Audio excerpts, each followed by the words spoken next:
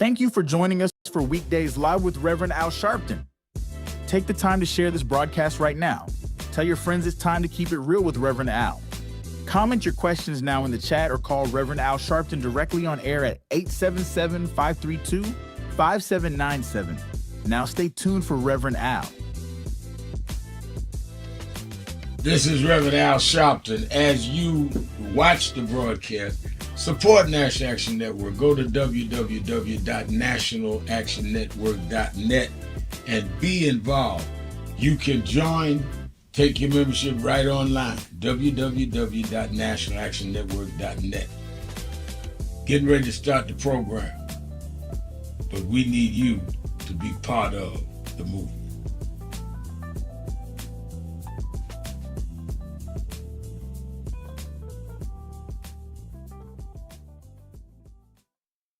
Thank you for joining us Hi, for this is Weekdays Reverend Al Live with Sharpton Reverend Al Sharpton. for the month of February, Black History Month. The Saturday Action Rally will be at Mother AME Zion Church, 137th Street, between Lenox and 7th Avenues from 9 a.m. to 11 a.m. We're glad as we transition into our new headquarters. Our 4 Saturdays of Black History Month, we'll be doing those rallies at Mother AME Zion. Stand on historic ground, holy ground, where Frederick Douglass spoke, where Madam C.J. Walker was funeralized, where Sojourner Truth had a Underground Railroad come through. I'm so excited about being there as it prepares us to move on to our new headquarters. Let's go back and stand on the rock that our people stood on for decades.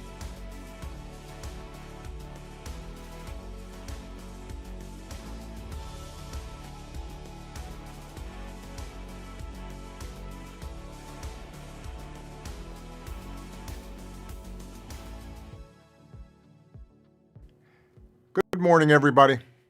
I hope the coffee has kicked in by now. I want to start by thanking your leader, the Reverend Al Sharpton, and everyone at the National Action Network for 35 years of standing up for civil rights and opportunity for everyone. You reminded us that change doesn't happen overnight, but it does happen, as long as we don't give away our power. I also want to recognize my friends, Martin Luther King III and Andrea Waters King, who continue to be such an important part of this movement. Finally, I want to congratulate another great friend, Eric Holder, on this well-deserved honor. Eric was obviously an outstanding Attorney General, and after the career he's had, he could have easily decided to ride off into the sunset. Sometimes I think that his wife Sharon wishes he had, but that's not who Eric is. Instead, over the last decade, he's built the National Democratic Redistricting Committee into a leading force in the fight against gerrymandering. And thanks to them, we've been able to push back some of the worst attempts to undermine our elections. It speaks to Eric's love of country, but also his recognition of how important this work is. He understands that our democracy isn't self-executing. We have to fight for it each and every day. And that's going to be especially true as we head into the midterms later this year. So, thanks to Eric and his team for doing everything they can to put our elections on a level playing field. And thanks to all of you for helping people recognize their own power and put it to good use. Take care, everybody, and God bless. It's Wednesday, February the 11th. Do you know what time it is? It's Al Sharpton's time. And for the next 3 hours, it's time to put aside all pretenses, deception, denial, or fronting. The time has come to keep it real on Keeping It Real with Reverend Al Sharpton. A very good afternoon to you all across the country. Good morning to our West Coast listeners. Welcome to those listening on Sirius XM, Channel 126, The Urban View, where talk empowers and becomes action. I'm coming to you live from our National Action Network corporate headquarters in New York. And for the next 3 hours, you can call in. We're opening up the phones. You can call in at 1-877 532-5797, 1-877-532-5797. And of course, you can also go to our message board. On the board, I see Rodney Jones, the mayor of Queensbridge Houses, New York, saying good afternoon, my shepherd. And I see Joe Whitfield saying, I wish I could do more. And I'm seeing Reddy Samdi, I believe that is. I'm trying to read your name, your handle name. It says, Good Day, National Action Network Family, Black History. Whitney Houston rested today. Be safe, and thank you, Reverend. Whitney Houston, a great artist. Got to know her. I had taken issue with that. They were giving only white concert promoters her concert dates. We ended up meeting and become very friendly. Went to her funeral, and but she was a great artist. Died way too young, but a gifted vocalist. Came out of the Baptist church. Her mother was a great musician, gospel artist, and had sang in professionally herself with Elvis Presley and all. Tremendous loss when Whitney died. And that is one day in Black history. A lot to talk about today, and I'm going to do a lot of phone calls. I saw some people we left on the board yesterday, so I want to get y'all in. But it is interesting. New NBC News, a decision desk poll says Trump's rating, listen to this now, this is NBC polling, that Trump's ratings on immigration tumble as America loses confidence in his top issue. I'll read it the way they write it. Trump's immigration numbers are sliding fast. The new NBC News Decision Desk poll, powered by SurveyMonkey, shows support for President Trump's immigration and border agenda has dropped sharply after federal immigration agents fatally shot 2 Americans in Minnesota. Strong disapproval on immigration jumped 49%, while Trump's overall approval now sits at 39%. So the way they have handled this whole deportation, immigration, has gone against him in the American public. The killing of both of these in Minneapolis has gone against him, and as it should. And I think that it is interesting that he can't figure out how to get around it. He says they're going to de-escalate. They're going to pull 700 people out, but they got over 2,000, almost 3,000 in there, which is more than double the local police there. So it's a real attempt to distinguish things without a difference. Then we saw, I thought, one of the most bizarre hearings I've seen in my decades of being out here. The Attorney General, Pam Bondi, faced questions from House lawmakers, and she was calling them names. You took money.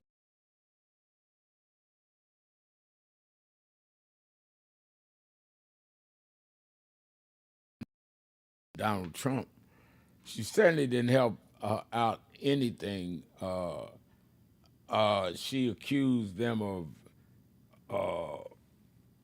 politicalization.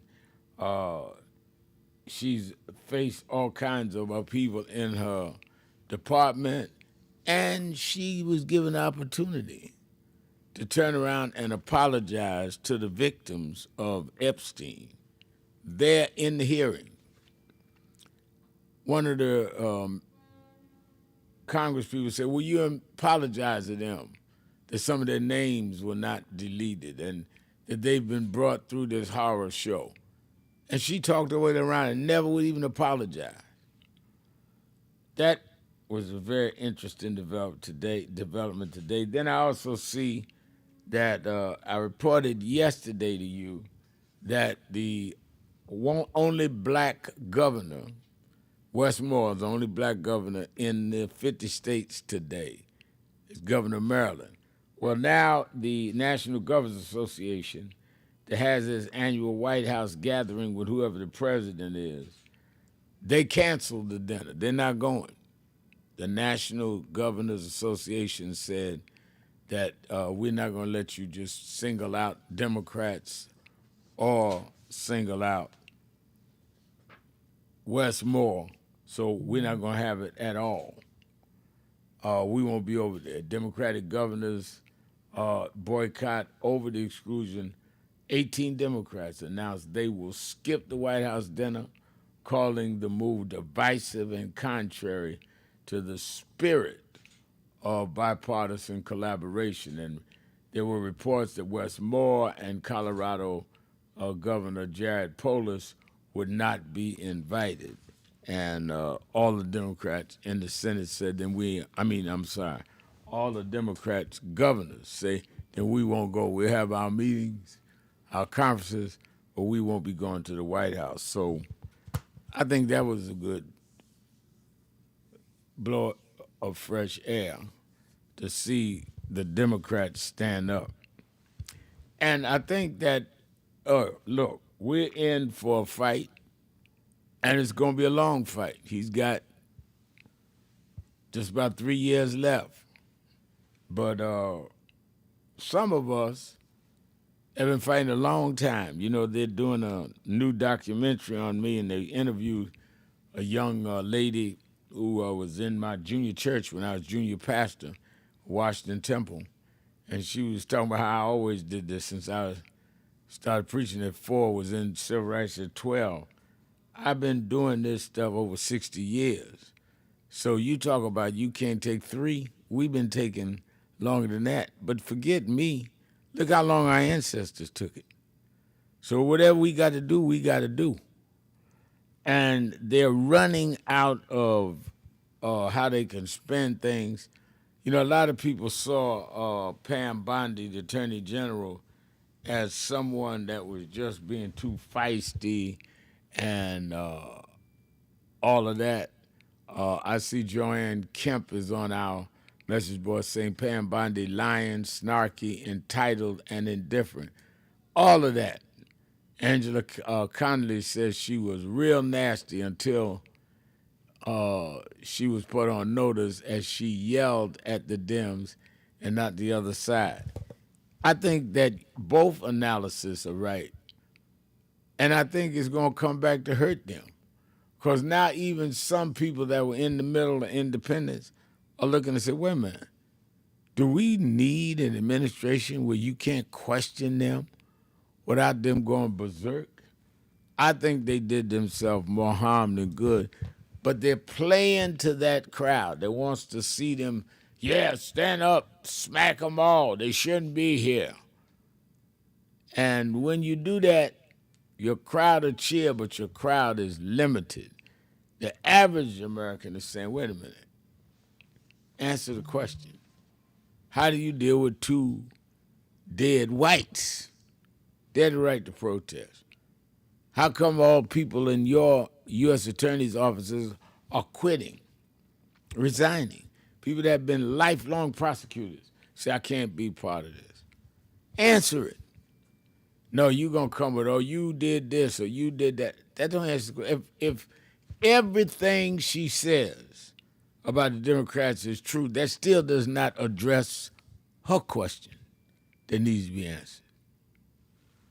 All right, so let's get ready to take a break and get ready to line up your calls. We got a lot to talk about, from Bondi's testimony this morning to what is going on in terms of voting rights. We're still waiting on the Supreme Court, to the whole question of the Governors Association telling Trump, we won't play that game. You don't have all of us, you won't have none of us.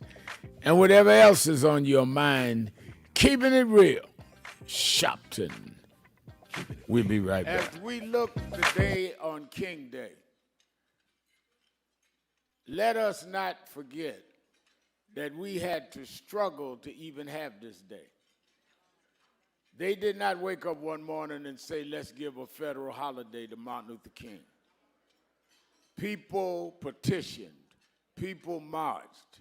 Mrs. Coretta Scott King, who never has gotten the credit she deserves in being the force behind this movement. Congressman John Conyers, Stevie Wonder, and others.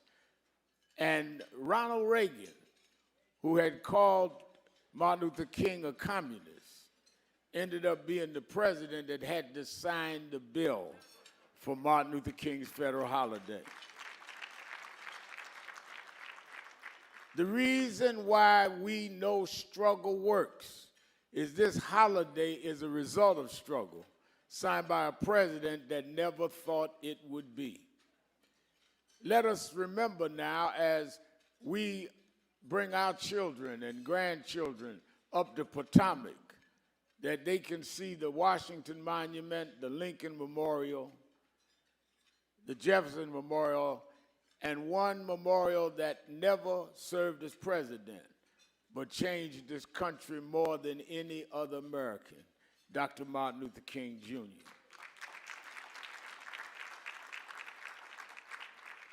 But we gather this morning because everything Dr. King stood for is at risk. As we speak, we're waiting to see what the Supreme Court will do with Section 2 of the Voting Rights Act, one of the major achievements of the King movement.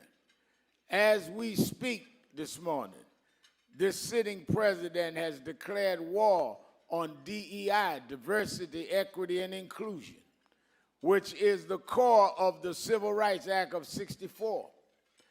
We are under attack, and we should not be taking this as a day off. This is a day on to fight to keep what was maintained. To see, I remember 6 years ago, Martin III and I were in Minneapolis leading the marches around George Floyd. I did the eulogy at his funeral. 6 years later, we see a white female, unarmed, killed in Minneapolis. We see people being racially profiled. We see that there are those that would want this to be the last federal holiday named after King. Don't you be deceived. This sitting president and his cohorts would want to end Martin Luther King Day. But just like we will not let them end this day, we will not let them end voting rights and Civil Rights Act and DEI. It's not enough to remember and honor the dreamer and let them kill the dream. And that's why National Action Network has every year started in Washington, D.C. with this breakfast. And then we go to New York with our public policy forum.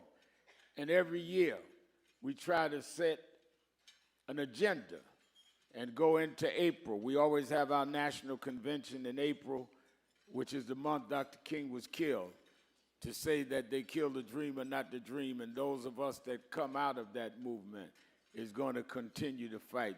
This April will be our National Action Network is 35 years old in this April at our convention.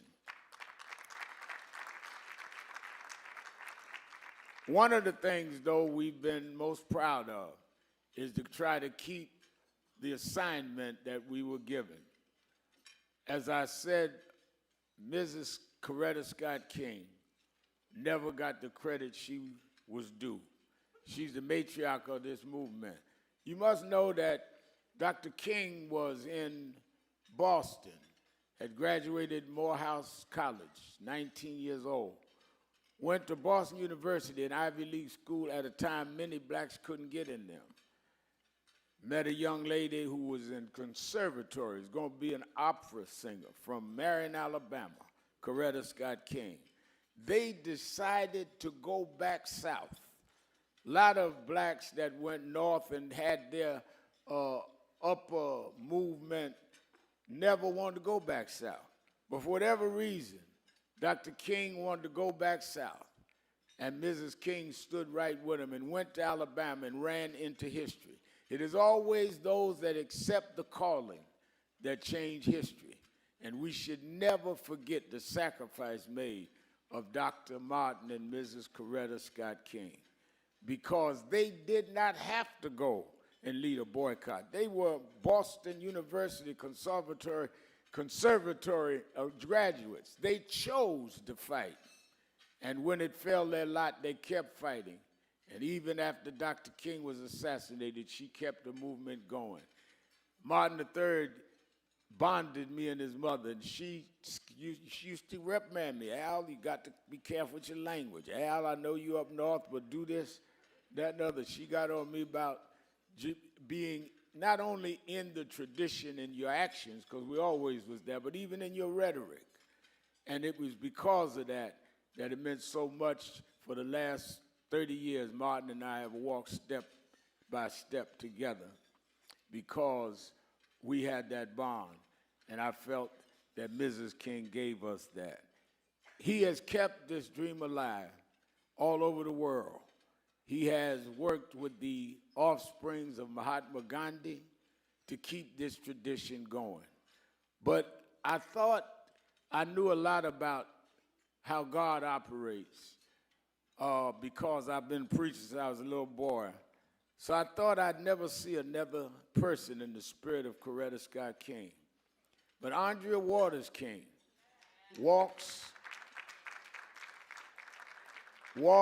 and talks and operates in the spirit of Mrs. Because sometimes I turn around and think Mrs. King is back.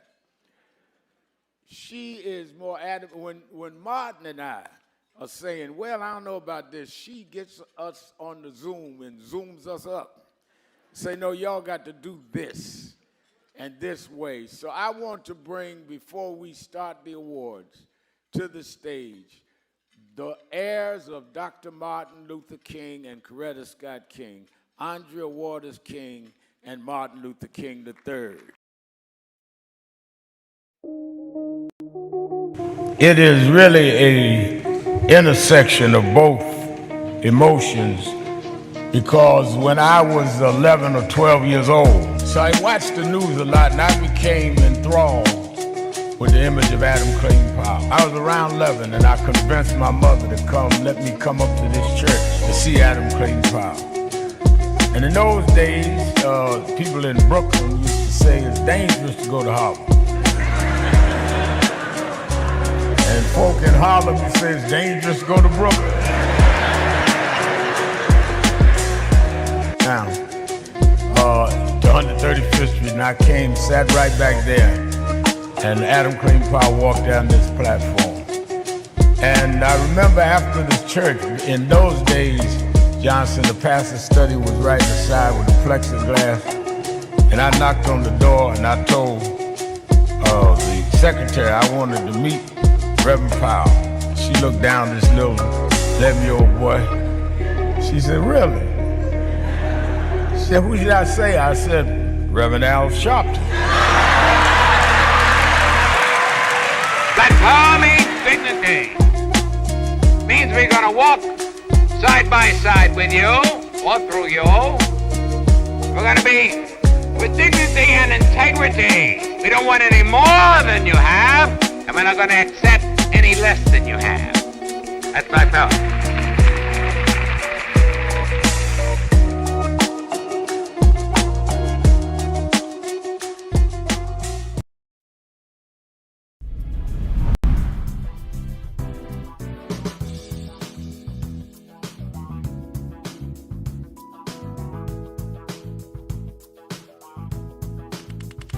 This is the first Thanksgiving I'm here in New York. Over 20 years. I'm just glad to be here with Rev today and to hand out the food. It's a blessing. It's a blessing. It's a blessing. Reverend Al Sharpton, and we're Elder back Ford, the peace doctor in the building. on 1-877-532-5797. A lot of callers, and I'm trying to get to everybody. I want everybody to express themselves today. The stuff that is going on in this country and the ramifications around the globe is, I think, unparalleled. I've never seen an attorney general just come in and just become a party hack for the sitting president at the expense of justice for violated women who were violated while they were teenagers. I mean, when you have gone to the point that you are not concerned about children of your own race, then we have passed a place in American psyche that is dangerous. I think that it is very dangerous. All right, let's get some calls. I read also from the board, 1-877-532-5797 and democracy.fund. Brian is saying, did anyone else notice how Congressman Ted Lieu stopped Bondi in real time, almost certainly lying under oath after playing the infamous clip of Donald J. Trump and Epstein partying in 1992? Yeah, she did do that. You're right, Brian. Let me go to Ray in Cincinnati, Ohio, the Buzz. Ray? Yes, sir. Thanks for taking my call, Rev. Rev, I'm gonna keep this quick. I'll say this. I've said it before, and I'll say it again. I'll keep saying it. Back when Hillary almost won, it would have changed the balance of power, for the Democrats. We would have had a Democratic Supreme Court, and it would have changed so many lives around the world, not just the United States, around the world, But a grand jury came back and decided not to indict these 6 senators who said, military doesn't have to follow illegal orders. Right. So it's almost like the Supreme Court, not the Supreme Court, but a lot of these courts and judges are siding with the Democrats on a lot of things. But let me ask you this. When the Democrats take back the House, and they will take back the House this November, they can withhold funding from ICE, but it still won't stop Trump from sending ICE back out to these cities and states, right? Well, it can mean that if, in fact, that Trump is not only handicapped by the budget or by them cutting the funding, but if there are not some blocking by the courts, because you have several lawsuits blocking him from being able to do that. So by the time we get to Election Day in November, a lot of those courts may have ruled that they can't do certain things, as well as the budget be cut. But I think that you've got to fight this on many fronts. The courts, the budget, the streets, we've got to keep fighting at every level we can. All right, thanks, Rev. All right, thank you. Let's go to Cheryl in South Carolina. Cheryl.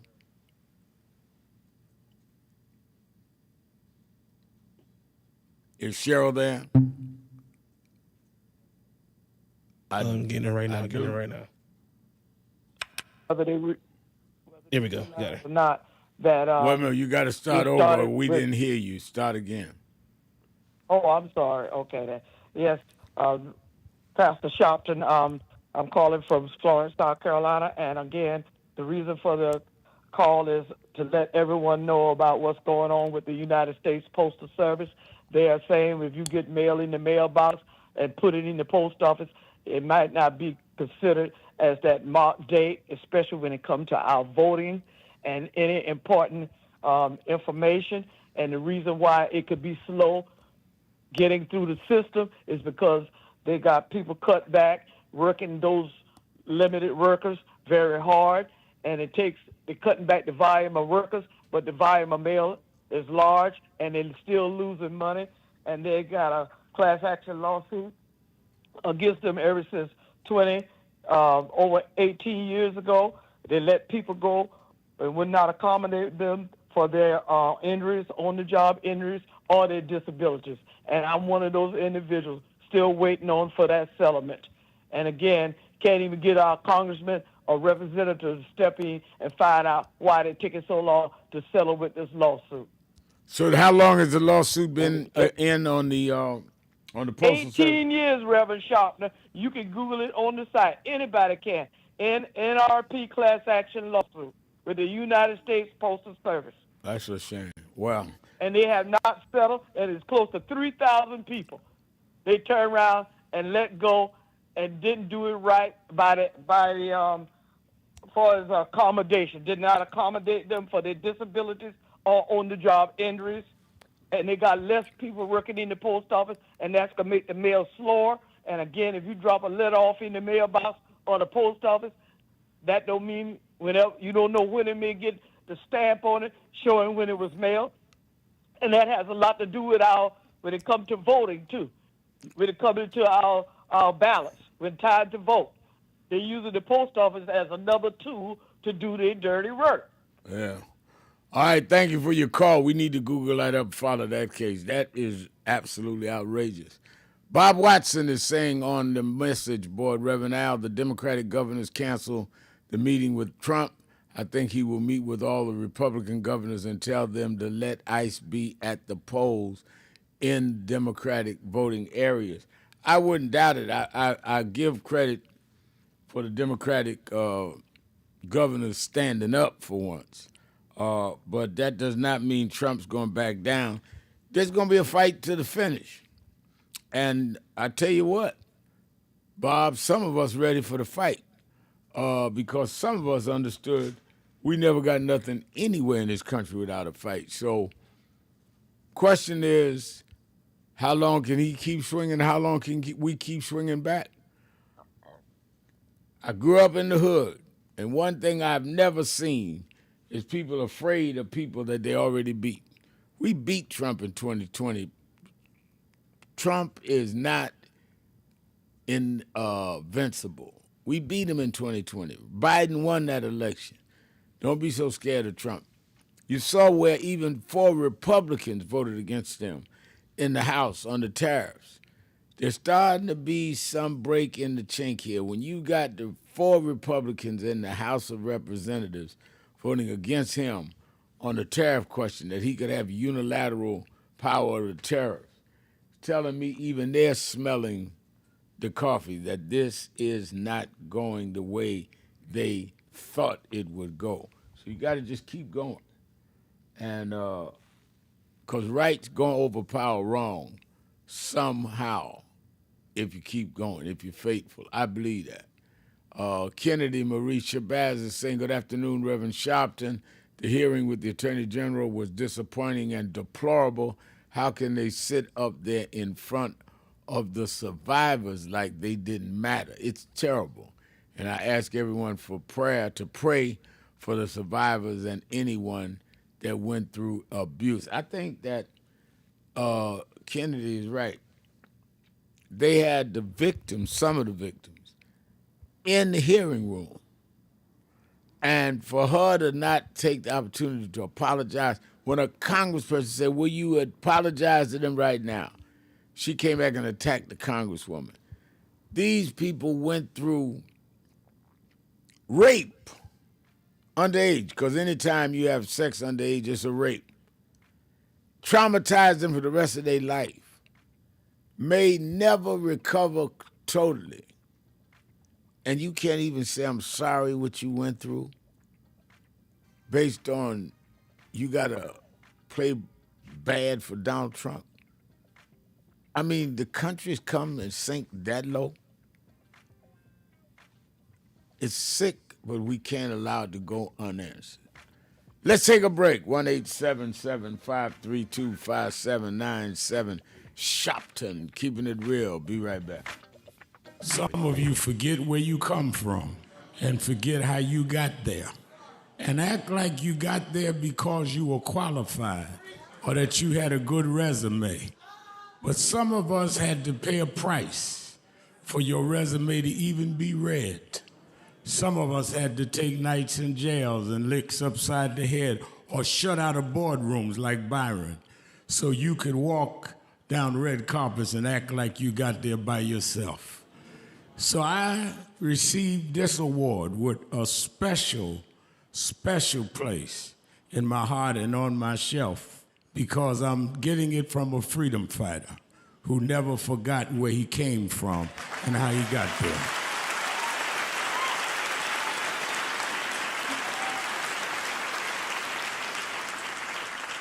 Yes, we've come a long way.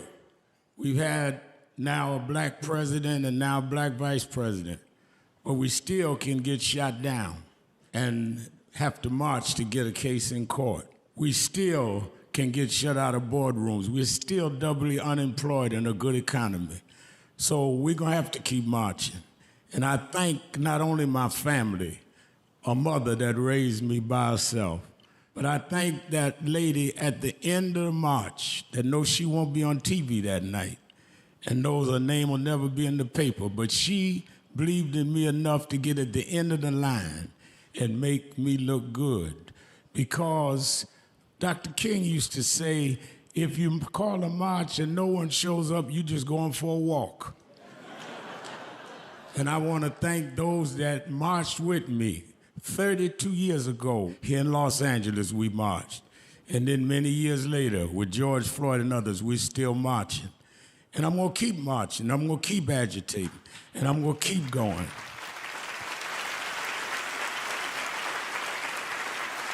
Until we don't have to do it anymore. Eddie, known you a long time, Mariah, Chris, and your kids. And I promise you this, the only thing that I really live for is I get up with this dream that every bigot, every racist, everyone in this country that hates will say, damn, he's up again. Around this is so wicked. Now they're going to, they released last night a memo that said that the FBI was investigating good. They're trying to come up with something on the victim. Not they gonna investigate who shot her. The ICE agent shooting in the head 3 times. They're gonna investigate her. And you wonder why we need movements. You wonder why we need to stand up. Hakeem Jeffries was here Monday. Why we need to deal with this midterm election. Well, Reverend, I get calls on my radio show every day. Well, I don't see where voting changed them. All right, let me tell you where, if they lose the Congress this year, where it changes. The Speaker would be Hakeem Jeffries, who grew up right here in Name, as he said on Monday. The Speaker decides then the calendar for the legislative session. The chairs of the committees become Democrats. So the Judiciary Committee, now watch this in the barbershop. The chair of the Judiciary Committee, y'all saw the Judiciary Committee have the hearing and brought in the special counsel yesterday. Well, the chair this time, if the Democrats win, would be a Democrat who could then subpoena the Attorney General Bondi, all of the folks that were involved in January 6th. They can subpoena the vice for all of them because you've got the power of the gavel. Wonder why nobody has asked Pence how he felt running for his life January 6th. Well, if you get the Judiciary Committee, you can subpoena Pence. This is a defining moment. As our world faces urgent challenges, the movement comes together. National Action Network's 35th anniversary and convention, April 8th through the 11th. Leaders, activists, and community voices united for justice and change. The moment is now. Be in the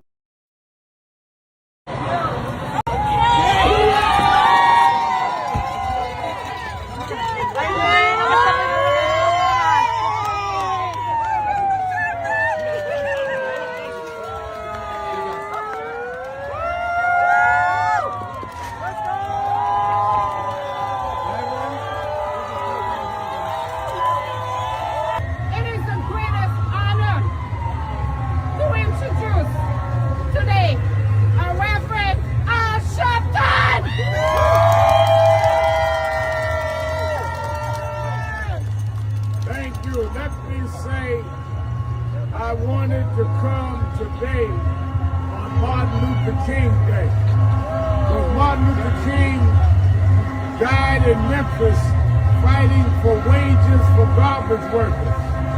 And I believe he would want those of us that come in his tradition to be standing with nurses and standing with those that should be getting wages for saving the lives and caring for people that the private hospitals and other hospitals seem not to care about.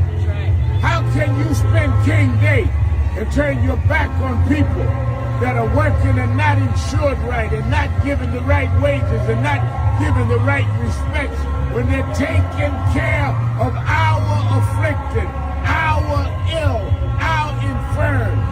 In the name of Martin Luther King, I join the nurses in demanding justice for the nurses.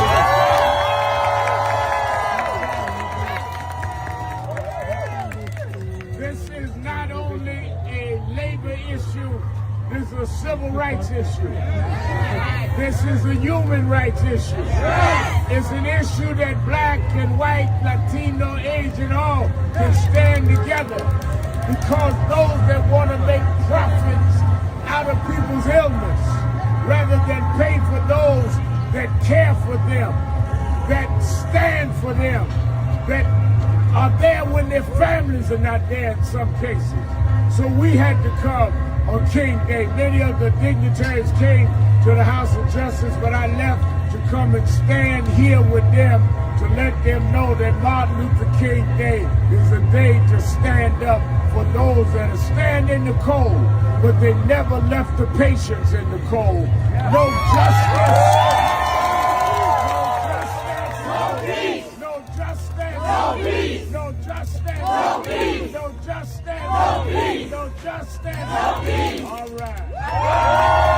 Thank you, Mr. Sharpton. Thank you. Thank you. Keeping it real. Keeping it real. Keeping it real. Keep it real. I'm your host, Reverend Al Sharpton.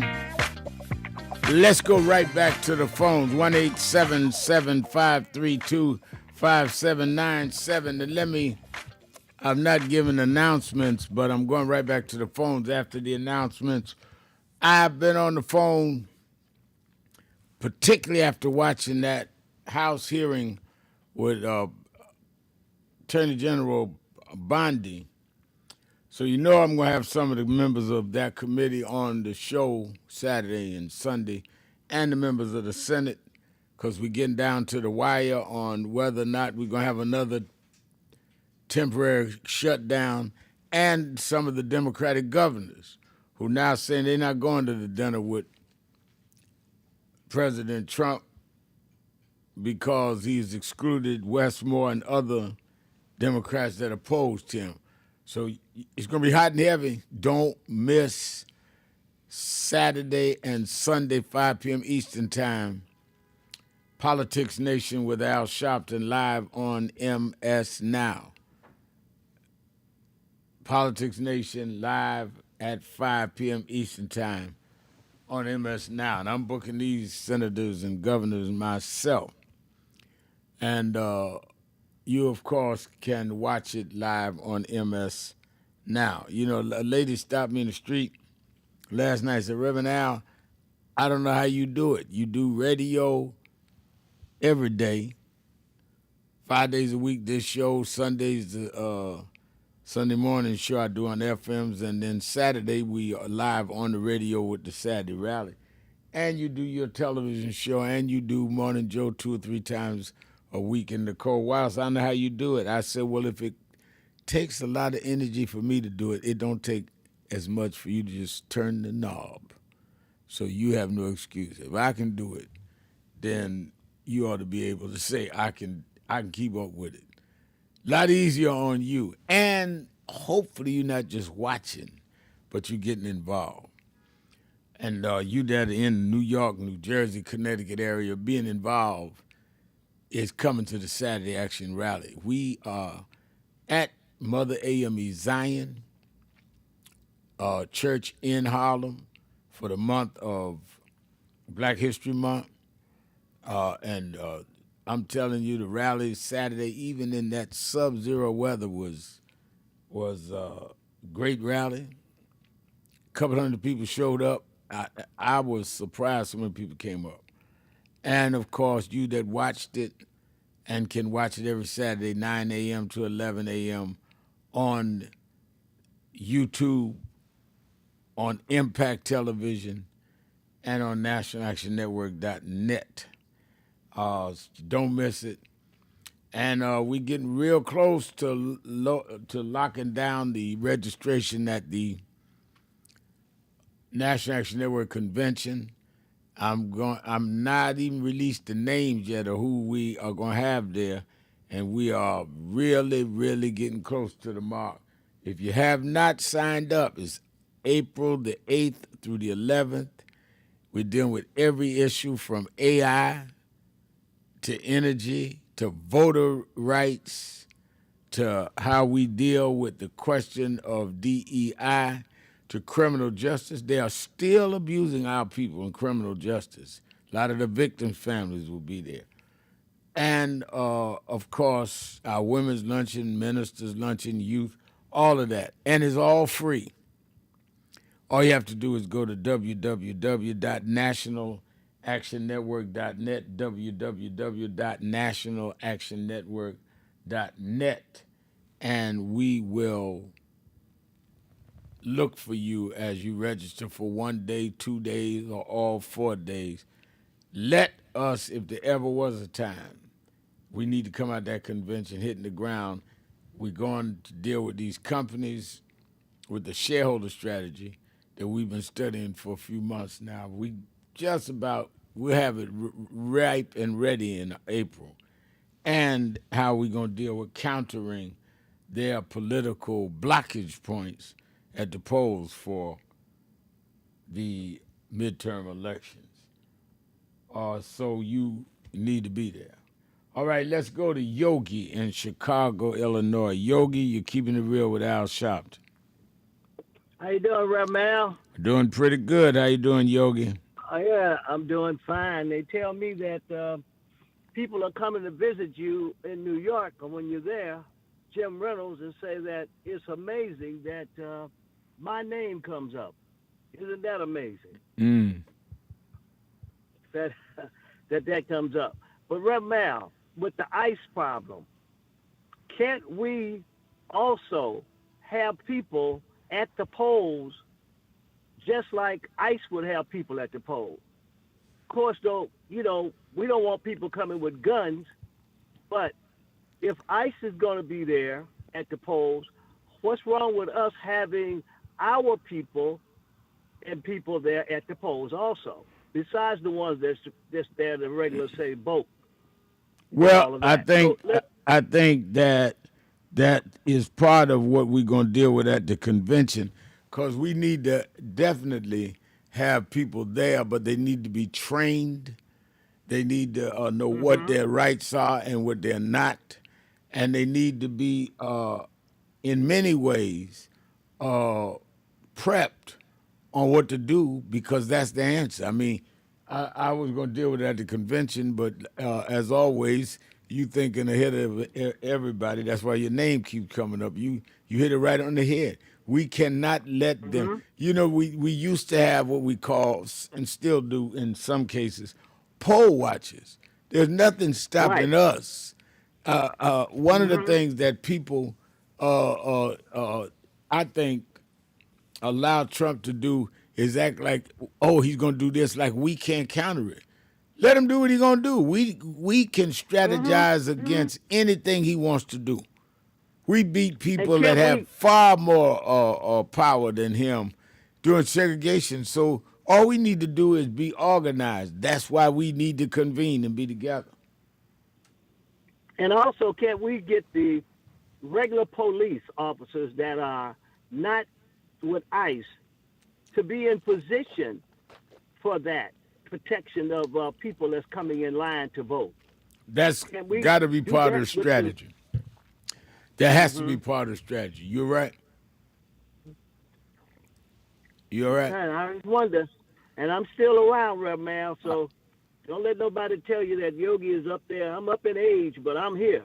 Well, I'm glad to hear your voice. Thank you for calling. Okay. And Jim Reynolds is telling you the truth. I always bring up Yogi, and y'all just heard why, because he's thinking. Roderick McCoy says on our message page, I'm glad the governor stood up for each other. I hate for people who would have earned money to make it happen. Thank you for that, Roderick. Let's go to Rick in Germany. Rick, you're keeping it real with Sharpton. Good day, Brother Sharpton. Good day. A couple of quick points. No more than three. First of all, I lost my mother-in-law this past Saturday, sorry just before the Super Bowl. Wow. She was 83 years of age, and she struggled with a few health challenges. But this woman, this white woman, this German Bavarian woman, opened her home to me as a homeless man many moons ago. And in 2013, she offered her daughter's hand in marriage to me. So I thank God for this woman. She was not a vegetarian, and she was a cigarette smoker, and she was a polite drinker. But she was a human being, and she extended a great kindness to me. And I just want your audience and my family, the Barcodes, the Flowers, to know that. Second, I'll keep it short. I'll keep it to 2 points. I want to step behind the sister that talked about the post office. You know, it's no joke what Trump did in his first term to downsize the post office. And now to take away the services of the post office, to reduce the services of the post office, I think that sister was spot on. And you need to remind your audience of what Trump did in his first term and what he's doing now with the post office, because communication and the vote is more important than delivering merchandise from Amazon to your door. I'm done, brother man. All right, and you have our sympathy and prayers on the loss of your mother-in-law. Let's take a break. Be right back. Keeping it real. Sharpton. Be right back.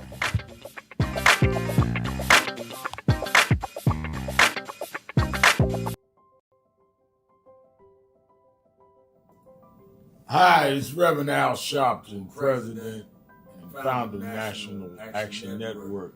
We are at the very end of 2025, and I want to first say that I want to thank all of the officers, chapter leaders, regional directors, national staff, and certainly National Board of National Action Network for a solid and absolutely incredible year in 2025. Despite the fact that we are under assault, voting rights, diversity, equity, and inclusion, the battles globally where we're seeing Nigeria and Venezuela attacked, and on and on and on. We have been steadfast as an activist organization in the tradition of Dr. King. We started the year with a national call that thousands responded to, and we were in Washington on our side of town while Trump was being inaugurated on the other side of town. And we made a pledge. We told people to lift their hand and make the pledge. And we kept that pledge to work all year to keep the dream alive. And that led into when Trump went after DEI, we supported some that were boycotting, and we started boycotting, something that had never happened. We said we're going to go buy from those that have committed to keep DEI, and went in several cities around Costco's and Sharpton. We've now bought stock in other companies. We're going to shareholder meeting and demand they continue DEI. We've had a sensational national action network convention covering the span of activity, from political empowerment to education, to how we deal with the black church, how we deal with black women development that has to deal with both discrimination based on gender and race. And of course, we came to Wall Street by the thousands and marched in late summer on the anniversary of the March on Washington. And people thought you could not get people out, and they came from all over the country. And we marched on Wall Street and had an enormous turnout. The only mass black march, black-led march this year. We had a lot of protests, a lot of marches. I salute all No Kings marches and all. But the black organization march, it welcomed everybody. We had white, black, everybody there. Was our march on Wall Street in August. And then our Triumph Award and on into our fall agenda of organizing, mobilizing. We've expanded. We've started chapters in about 12 new cities. So I am proud of what we've done this year, but it's only the beginning, because our very rights are under attack, and they're not even being quiet about it. They want to revoke the Voting Rights Act. Section 2 may fall with this Supreme Court. They want to end the Civil Rights Act of '64. That's what the end of DEI is about. So let us be more alert and active than ever. History will decide whether the civil rights gains of the 50s and 60s died in the 2020s. That's on your watch and mine. So if we've got to march, we have to protest, we have to lobby, we have to rally, whatever we need to do, we need to put our shoulder to the wheel more than ever. I'm going to lay out a plan on King Day, both in Harlem at our annual event and in Washington at our annual Martin Luther King Day breakfast that we do in D.C. We do 2 cities that day. And then, of course, all roads lead to New York to pay for our convention. We had, as I said, the largest attended convention last year. In 2025, it needs to be more this year because our very existence is at stake. We also are closing our negotiations on a new headquarters, our national headquarters that befit our mission. I'm so excited about it, but I can't give you details. We're just about ready to sign the contract, but it will be something that will last longer than many of our lifetimes. So we came alive in 25, despite a hostile administration, despite the fact that a lot of people were intimidated and spooked into silence. We came alive in 25. Now we have to straighten out tricks in 26. I need you. We need each other. Let's do this. All these tricks, don't forget, Trump only won by 1.5%. He is trying to act like he has a mandate. No, he has a mission, Project 2025.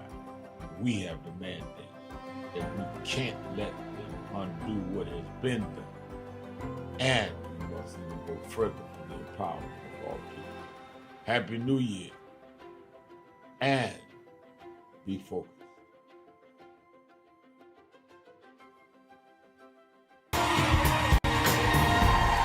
Welcome back, everybody. My next guest is a TV and radio personality. He's an activist and the author of a new book, The Rejected Stone, Al Sharpton and the Path to American Leadership. Please welcome my friend, Reverend Al Sharpton.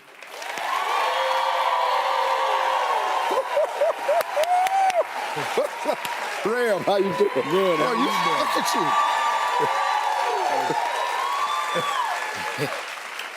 How you doing, man? I'm good. How are Boy, you? you getting sharper and sharper. No, I'm trying to be like you. Man, I'm trying to get my weight together, man. You look good. How much weight have you lost? All told, about 120 pounds. That's been great, man.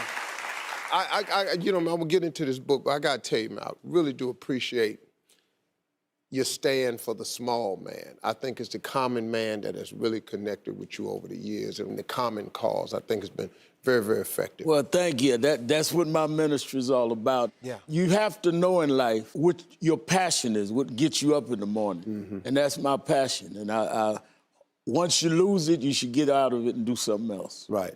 Now, it's been 10 years since your last book. Why is this one really important to you at this point? You know, people stop me all over wherever I'm traveling and say to me, you've changed so much. You've gone radio now, TV every day. Your National Action Network has gotten formidable. You go to the White House, and you lost a lot of weight. How did you transform yourself? I want to go to the next level in my life.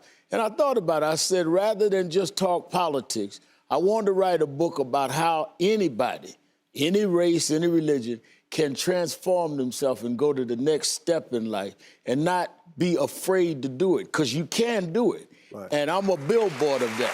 Right, exactly. Just like me, Reverend Al Sharpton has some principles that he lives by, characteristics of being a leader. So what's the first principle that you say makes a person a leader? You have to first decide where you're going. You know, most people never arrive because they don't have a destination. If you go to the airport, first thing you have to decide is where you're going. You can't even price the ticket, get through security nowhere if you're not going anywhere. Right. And we hang out in the airports of life. That's the first thing you have to do. Second, you can't be afraid to think big and be big. We all are born a certain race, certain, economic class. We put in categories. You got to think bigger than that. And lastly, be consistent and disciplined. And I think that discipline is something that a lot of people cannot apply, which robs them of their greatness. So in the book, I talk about how I learned. I give anecdotes. You know, I was very close with James Brown, the singer. He was like a father of mine. Right. Michael Jackson. I talk about my relationship with the president. And I talk about how I learned these things and different things from different people, right, because nobody gets big by accident. You have to do it by having a diligent plan. Absolutely, absolutely. You know,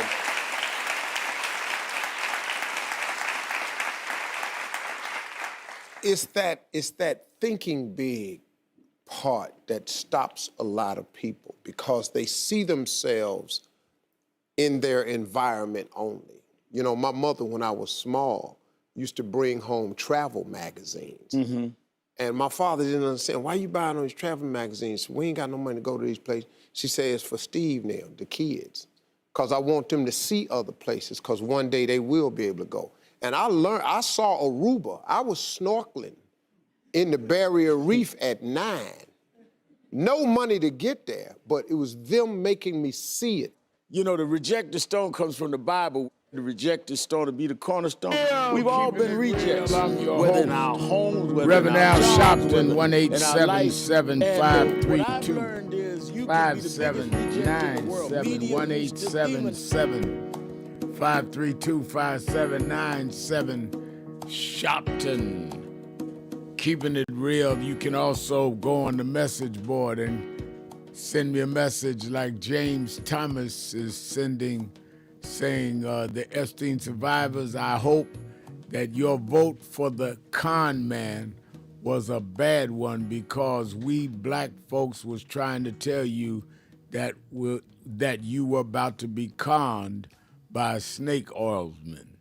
And then Evangelist Ramsey, one of the baddest activists in the land, is saying, don't forget Thursday, 12 noon, February 12th, 12 noon, DEI, this is the 109th week.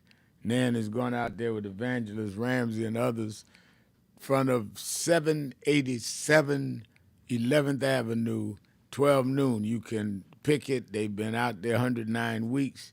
And that is where the offices of one of the architects of killing DEI, we said we were going to be out there, and they've not missed a week. Join them out there on 11th Avenue, 12 noon, 12 to 1 every Saturday in front of Bill Ackman's office. He's the one that led this fight that toppled the first black woman in Harvard a couple of years ago and ending DEI, which is costing us jobs, contracts. We cannot let the pressure up. All right, let's go to Ira in Washington, D.C. Ira. Hey, good evening, Reverend Sharpton. Thanks for taking my call. Today I got something a little different. I'm going to do 6 minutes instead of 5. First of all, I just want to say that I did get to see the Jimmy Kimmel show that you always get a chance to watch it. If you want to know an enlightening thing about presidential or stuff that's going on, he's the man to go to. He's so serious about his business. If anybody can't watch it, Google it the next day and watch his opening monologue. It's so enlightening. That's the first thing. That's a great thing. And also, I saw the article that I want to enlighten the people about Wes Moore.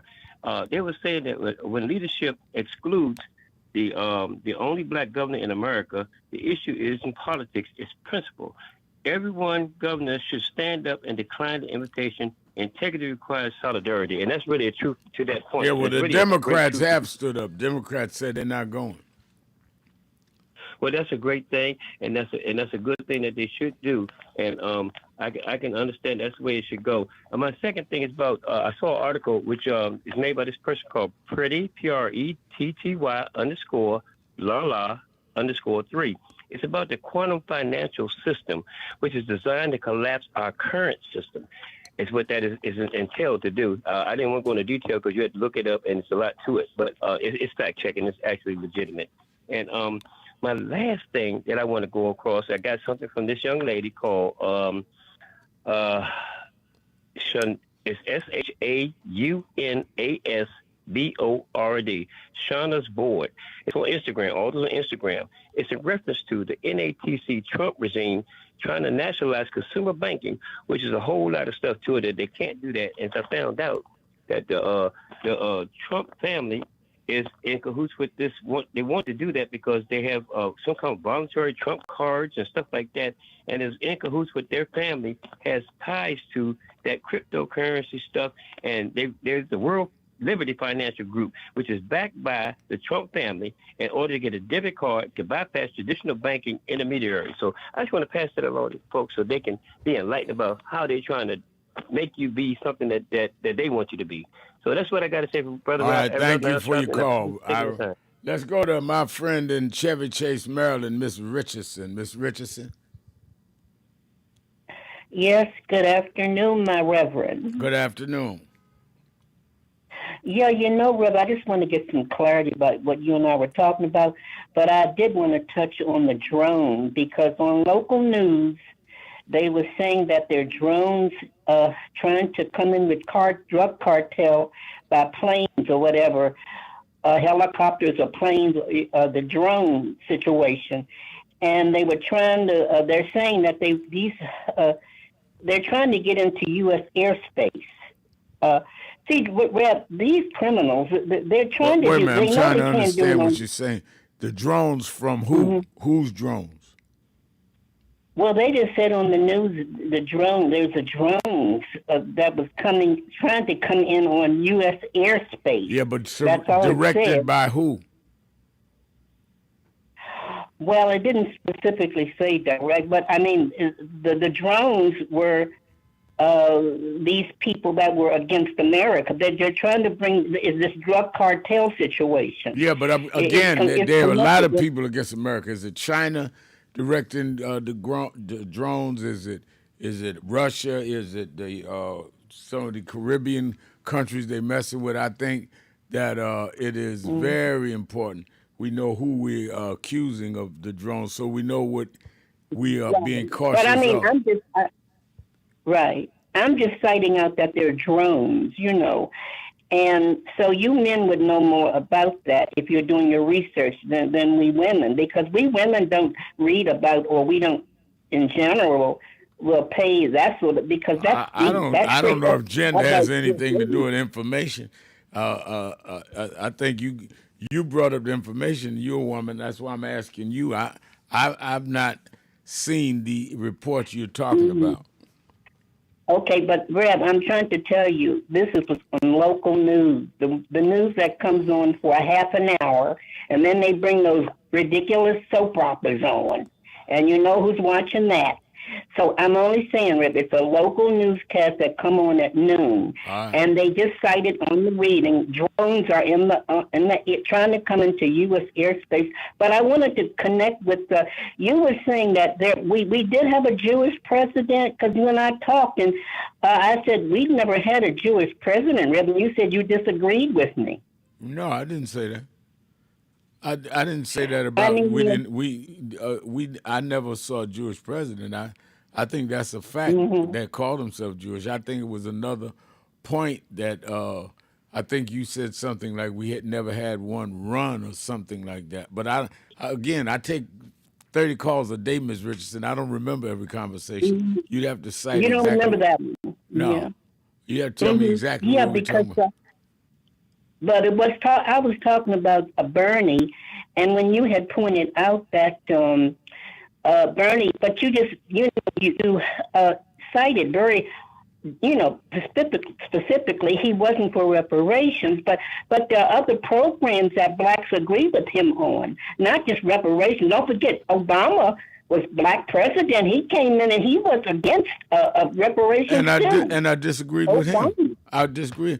I think what I was saying was that the only one, a caller had brought up about reparations and that we need to ask all of the candidates about it.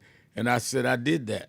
And the only one at our convention, because I did the Q&A myself, that said they were not supporting reparations was Bernie Sanders. And that's a fact. Now, I didn't say that there were not other things that Bernie stood for that would not be helpful.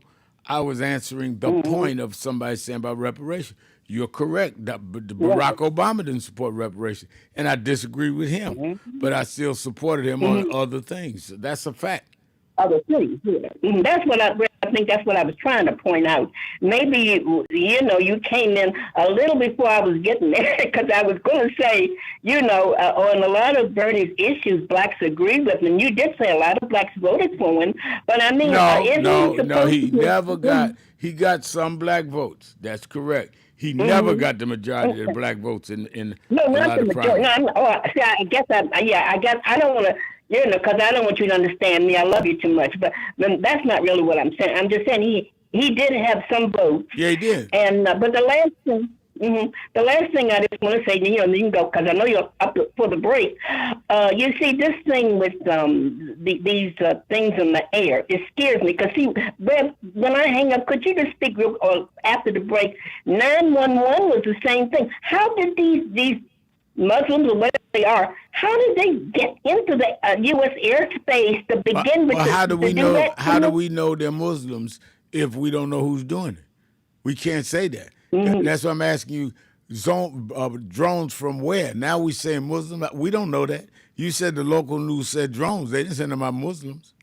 No, I'm going back to 911 when we had the September 11, 2001. But that wasn't drones. And then people. Yeah, but that's what I'm saying. How did they get into U.S. airspace? Because have technology they to keep them out? hijacked U.S. planes. These were planes that were already coming into U.S. airspace. Oh, I see. So they had hijacked U.S. planes. Right.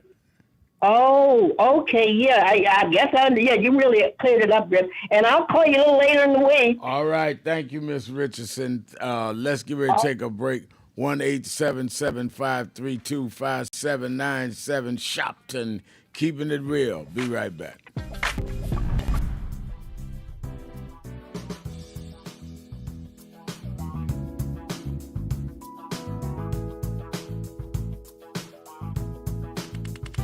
This is the first Thanksgiving I'm here in New York. Over 20 years. I'm just glad to be here with Rev today and to hand out the food. It's a blessing. It's a blessing. It's a blessing. It's Erica Ford, the Peace Doctor in the building. Here at the National Action Network, it's about thanks. It's about giving. It's about gratitude. It's about love. I feel it is important for you to understand that there's work out here to be done, but it starts with gratitude, it starts with giving, it starts with peace, it starts with love.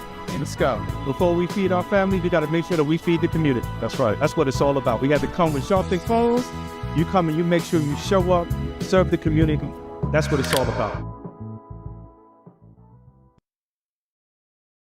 The fact of the matter is, Rosa Parks was not only the mother of the modern civil rights movement, she was the mother of this nation. Why would you say that, Sharpton? Because you called George Washington the father of the nation, but when he became father, we wasn't included in the nation. Women were not included in the nation. The first time we had a parent in this nation is when all of us was included, and Rosa Parks did that on December 1st, 1955.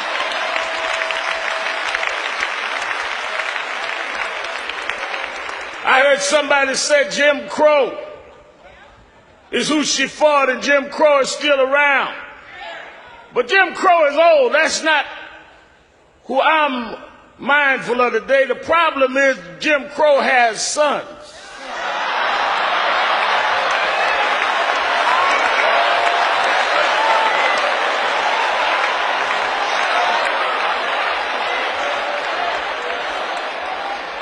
The one we got to battle is James Crow Jr. Esquire. He's a little more educated. He's a little slicker. He's a little more polished. But the results are the same. He doesn't put you in the back of the bus. He just puts referendums on the ballot to end affirmative action when you can't go to school. He doesn't call you, erase your name. He just marginalizes your existence. He doesn't tell you that he's set against you. He sets up institutional racism, where you have a nation respond looking for weapons in Iraq that are not there, but can't see a hurricane in Louisiana that is there.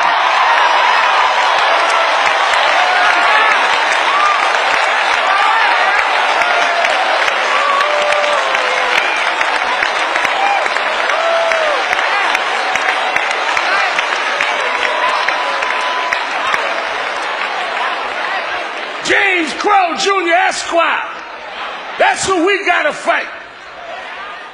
And if we are to win, if we are to really memorialize Rosa Parks, she would tell us to do in the generation of his son what she and Dr. King did to his daddy.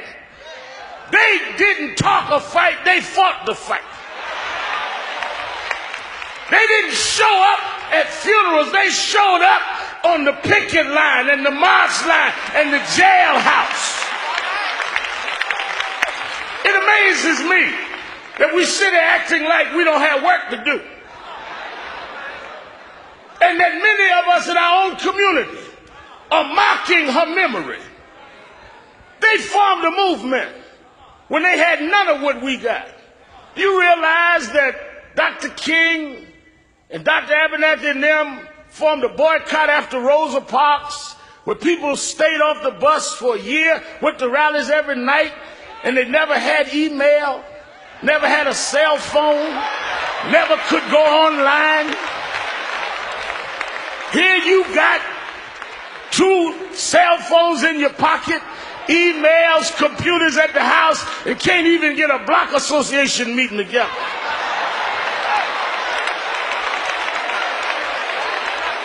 We've got so much more that they gave us, and we're doing so much less with it. They went to vote when people were threatening their lives. Medgar Evers was shot dead in his driveway, left 3 children inside that never knew how it was to have a father in their adult years, died to give us the right to vote. Pregnant women marched through the streets of Birmingham. They sick police dogs on them to give us the right to vote. 4 little girls bombed in a church in Birmingham, Alabama to give us the right to vote. And here you are 40 years later in Detroit, Michigan. No dogs biting you, no bombs going off, no bullets, too lazy and ungrateful.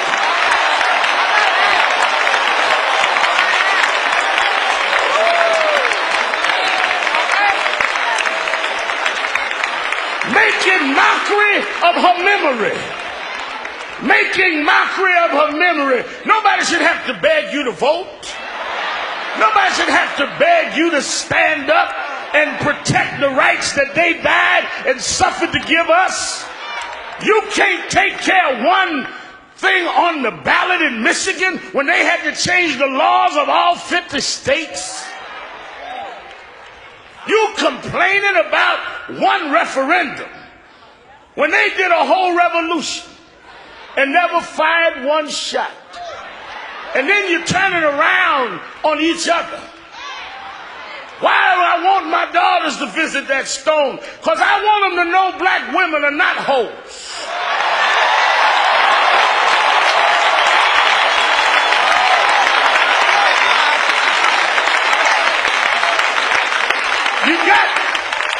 You have music companies selling misogynist records to our children. Black womanhood was Rosa Parks sitting in dignity. She wasn't break dancing. She wasn't talking about pimp me out. She made the world respect her people.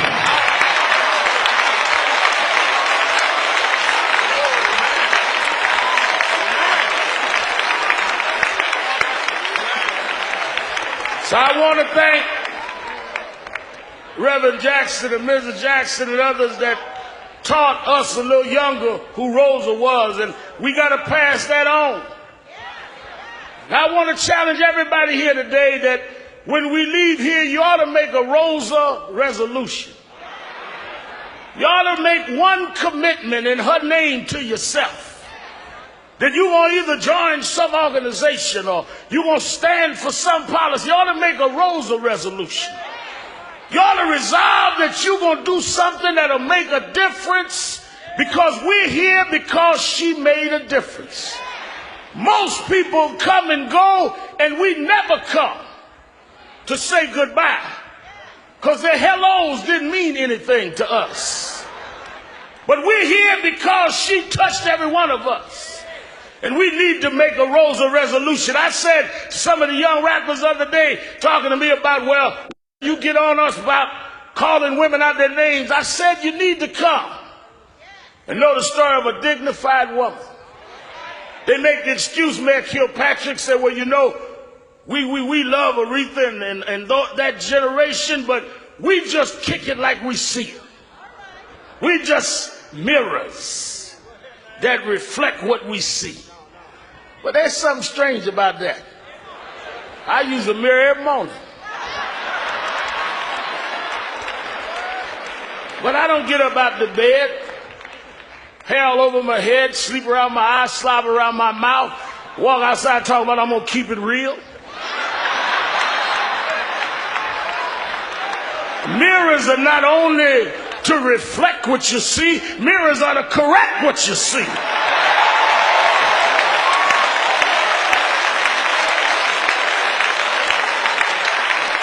You need to make a Rosa resolution that we're going to correct what we see. We're going to keep the fight going.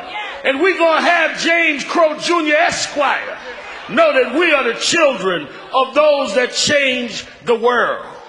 My Rosa resolution is they won't have no rest until we finish the fight. Wherever I see an injustice, I'm going to stand up. If I can't stand up, I'm going to speak out. And if I can't speak out, I'm going to do like a Rosa. I'm going to get me a... 1-877-532-5797, 1-877-532-5797. Tricia saying they shut the airport down and did not notify the people in El Paso. Mayor Johnson and Congresswoman Escobar criticized the FAA for failure to communicate. Stay woke. Yeah, I saw that, and I might have one of them on Politics Nation this weekend, Tricia, because who's calling these signals, and they didn't even notify the local mayors involved. Johnson's involved because most of those flights connect through Chicago. And all of that should have been, let's say, handled differently. I'll put it that way. Let's go to Sister Sheena in Baltimore. Sister Sheena. Good afternoon, Reverend Al Sharpton. Good afternoon. I first would like to say thank you for your unwavering support that you showed us during the fight for our former state's attorney, Marilyn Mosby. The entire community and her family appreciates that. But today here in Baltimore, the community and families and the team of Dr. Edwin Event over at the Baltimore Collegiate School for Boys, they have a fight on their hands, and we are teaming up with them to give them unwavering support. So I wanted to bring you on board to up to date about that as well. Please. The school was voted by Baltimore City School Board a 6-4 vote under the leadership of Dr. Sandalisa to close it. The analysis was that they did not have proper funding, but once the community and parents got involved, we learned from the leadership over at the school that they were underfunded. So they had a case in court about the funding. They've been successful to win some of those funds back. We don't know the dollar amount at this point, but they were successful on that probably about a week ago. And now they have a hearing that is scheduled on February the 19th at 12:30 before Baltimore City City Council. So we're asking people to come down to that. And the reasoning is that... Give us the day again, the day and where. Okay, it's at City Hall, Baltimore City Council, February the 19th at 12:30. All right. And the reason we're helping this school fight is because they have a 90% success rate. It is a all-boys school, and they target individuals through grade 4 through 8, and many of them come to the school deficient. But the school has done more with less. So although they have been underfunded, they have a 90% graduation rate. They follow these young men all the way through school, and many of the testimony, one young man wants to be a corporate lawyer. So many people have gotten involved. Now, the reason I brought it to you because you have access to the governor, and I don't want to assume that he's not doing anything. So I'm asking you to use your connection if you can let him know what is actually happening to Baltimore City, Baltimore Collegiate School for Boys. So if everyone could just go to Baltimore Collegiate, and I'm going to spell that COLLEGIATE.com. It will bring you everything up about the school. You can donate there. They have a foundation. It is so much because this school is an asset. So often we say our young boys are doing terrible things, but when you go to this school, and I commend people, ask them to go. It's 2525 Kirk Avenue here in Baltimore City. Visit the school, go to the website, get in touch with the CEO and the principal and their team over there. They need our help. This is an asset. Our children, this intercepts that pipeline to the prison. and we know what is our trauma that has been experienced in our community, and no one has apologized for that. And Now, give me the site again where people can look this up. Sure, it is BaltimoreCollegiate.com. Okay. I'm going to spell collegiate. COLLEGIATE. That's BaltimoreCollegiate.com. And their foundation is 5 Smooth Stones Foundation. That's 5 Smooth Stones Foundation. But if you go to the website, it'll bring everything up. All right. It'll tell you about the school, everything. That's BaltimoreCollegiate.com. COLL. And make sure you call back in before the 19th and remind us again. We need to support anything. Okay, I agree with I will try. If I can't, I'm going to give your information to Dr. Edwin Event. Either so one. That he can Either call one. If I'm not able to. All right. Because I agree with Tricia on the message board. 90% graduation rate is awesome. Tricia says, I agree with our that. school system in Baltimore City. And this isn't to put anyone down, because here's the thing, Reverend Al. Our children are where they are. Now, Baltimore City has a 60% graduation rate now. Baltimore Collegiate School for Boys is a charter school. They have a 90%. So it would make sense for us to come together collectively and say, hey, bro, let me see your model. Let's duplicate that. Yeah. Because the goal is to get our children where they should be. Make it it's work. not to knock anybody down. If you're not there, you're not there. Go on. She's leaving, so the CEO won't be here. And if that's her choice, that's her choice. We're going to respect that. But we're going to not abandon our children. And so I just wanted to share that. But I also want to share one more thing, if I can. Here in Baltimore, our businesses, particularly inner city Black businesses, are under attack. They are really struggling. We need our governor and those Democrats to get funding to help our businesses thrive, because when our businesses thrive, our communities thrive.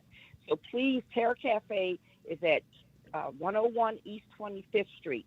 He needs our unwavering support. This is major for us. This brother has given so much help to the most vulnerable for the last 30 years in our community. He feeds the homeless. He helps people get employment. That is Terra Cafe.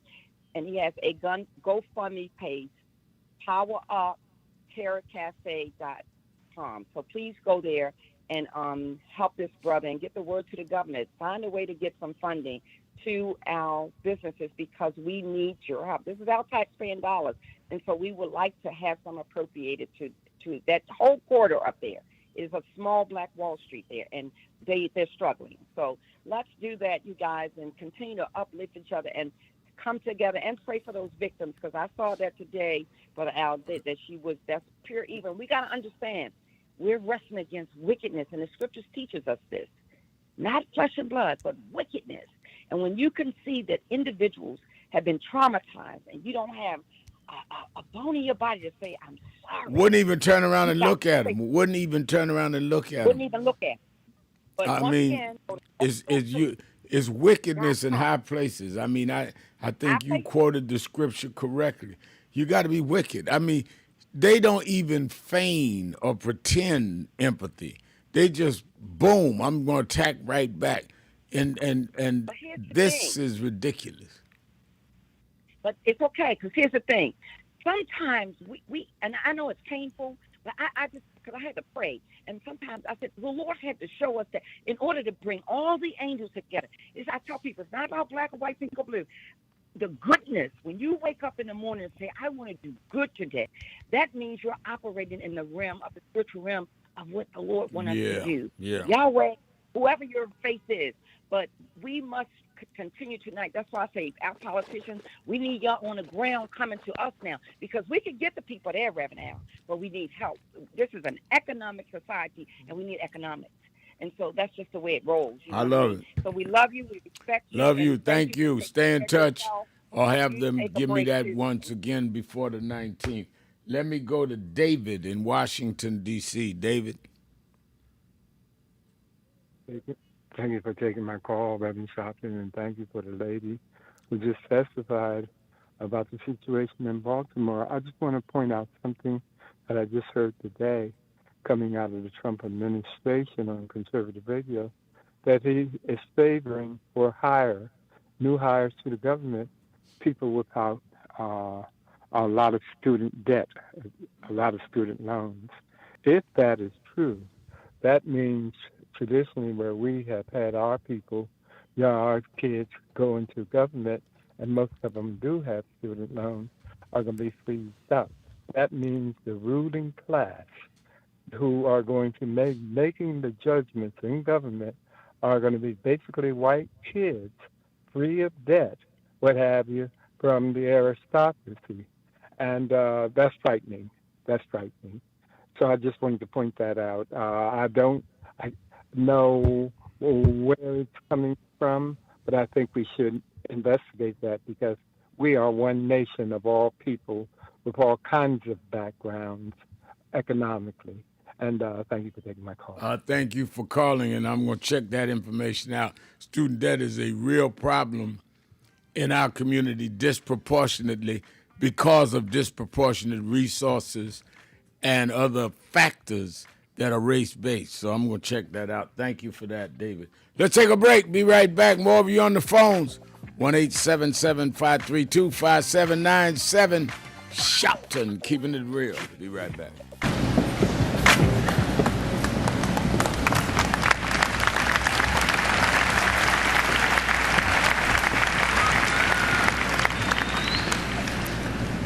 All over the world today, people are gathered in love vigils to celebrate the life of a man that taught the world how to love. People may be wondering why there's such an emotional outburst, but you would have to understand the journey of Michael to understand what he meant to all of us. For these that sit here as the Jackson family, a mother and father with 9 children that rose from a working class family in Gary, Indiana. They had nothing but a dream. No one believed in those days that these kind of dreams could come true. But they kept on believing, and Michael never let the world turn him around from his dreams.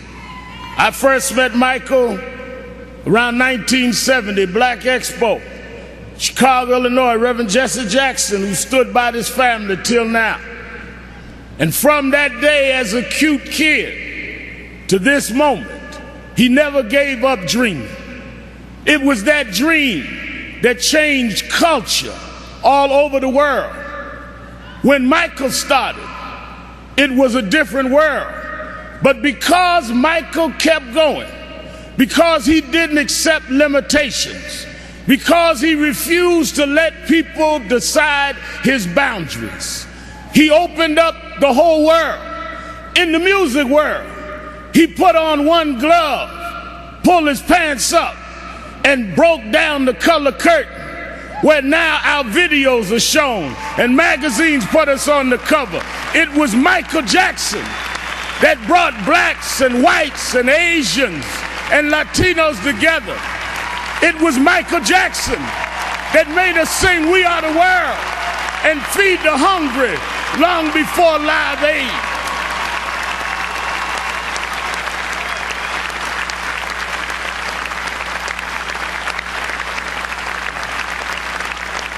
Because Michael Jackson kept going, he created a comfort level where people that felt they were separate became interconnected with his music. And it was that comfort level that kids from Japan and Ghana and France and Iowa and Pennsylvania got comfortable enough with each other to later it wasn't strange to us to watch Oprah on television. It wasn't strange to watch Tiger Woods golf. Those young kids grew up from being teenage, comfortable fans of Michael to being 40 years old and being comfortable to vote for a person of color to be the president of the United States of America.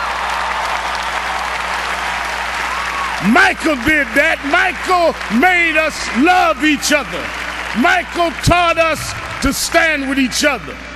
There are those that like to dig around mess but millions around the world, we're going to uphold his message. It's not about mess, it's about his love message. As you climb up steep mountains, sometimes you scar your knee, sometimes you break your skin, but don't focus on the scars, focus on the journey. Michael rose to the top. He outsang his cynics. He outdanced his doubters. He outperformed the pessimists. Every time he got knocked down, he got back up. Every time you counted him out, he came back in. Michael never stopped. Michael never stopped. Michael never stopped.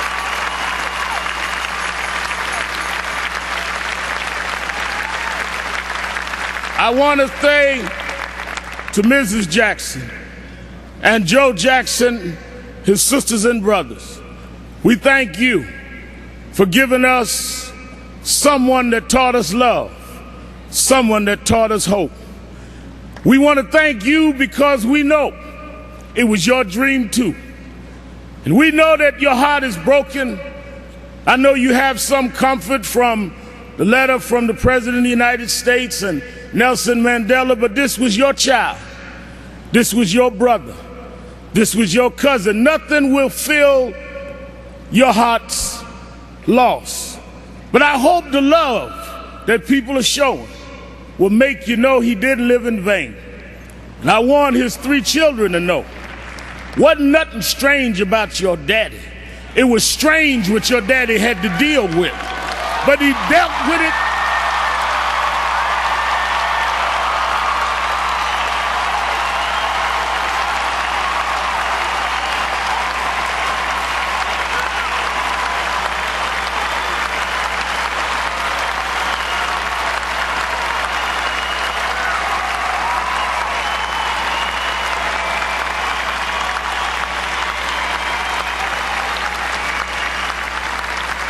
He dealt with it anyway. He dealt with it for us. So some came today, Mrs. Jackson, to say goodbye to Michael. I came to say thank you. Thank you because you never stopped. Thank you because you never gave up. Thank you because you never gave out. Thank you because you tore down our divisions. Thank you because you eradicated barriers. Thank you because you gave us hope. Thank you, Michael. Thank you, Michael. Thank you, Michael.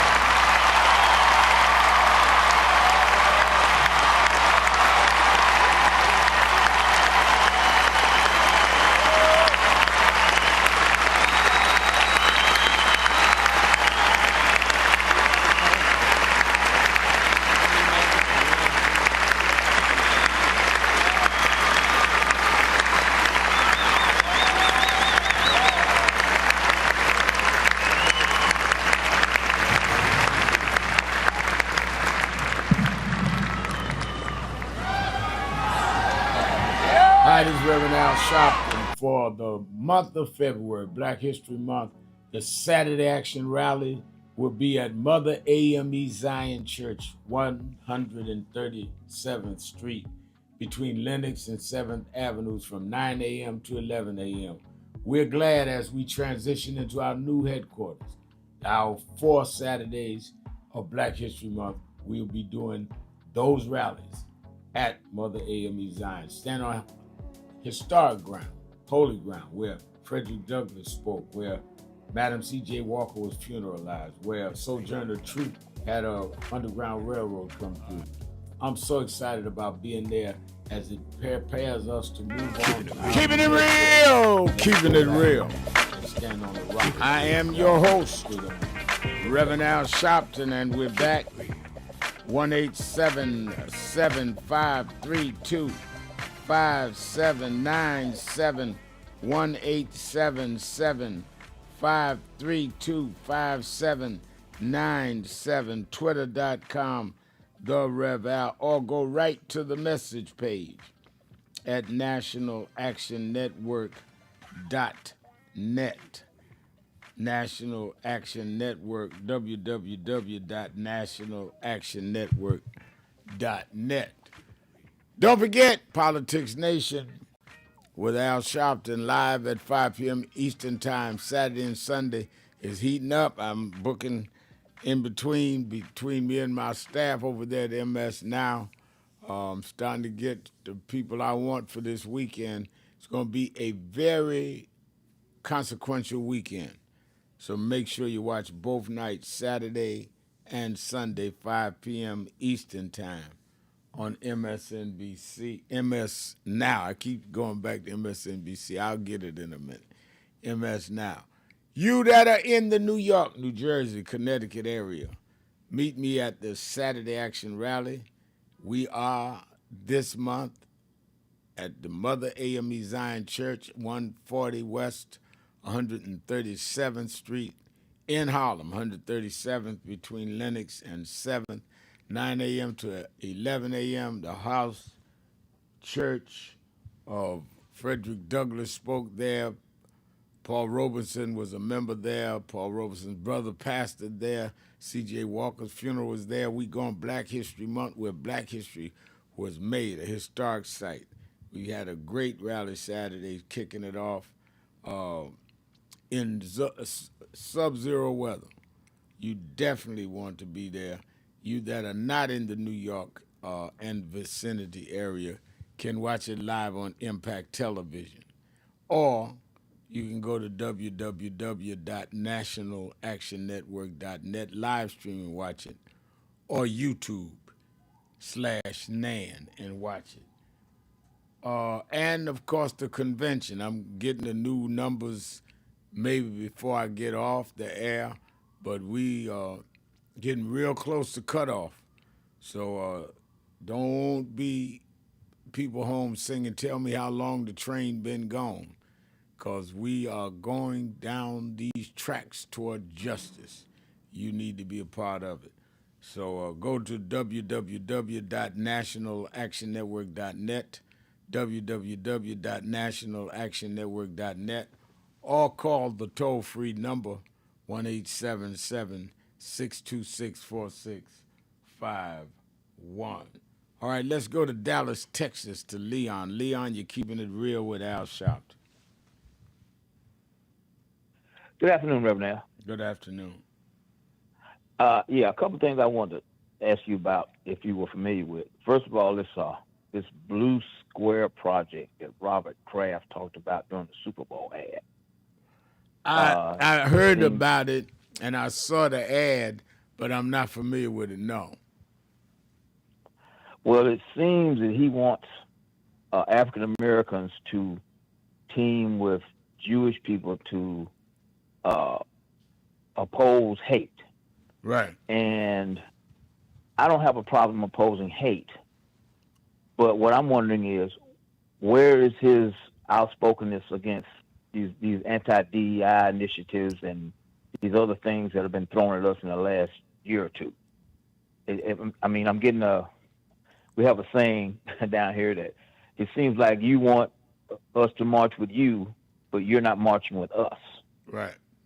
And considering that, a lot of your, company, if you want to call it like that, is a lot of black people, a lot of black men playing football. Where is your outspokenness against these things? Well, now has the group he's talking about forming, have they taken a position on DEI to your knowledge? No, I have not heard anything about that. And that's I want to check that out, because I know that he does business with Robert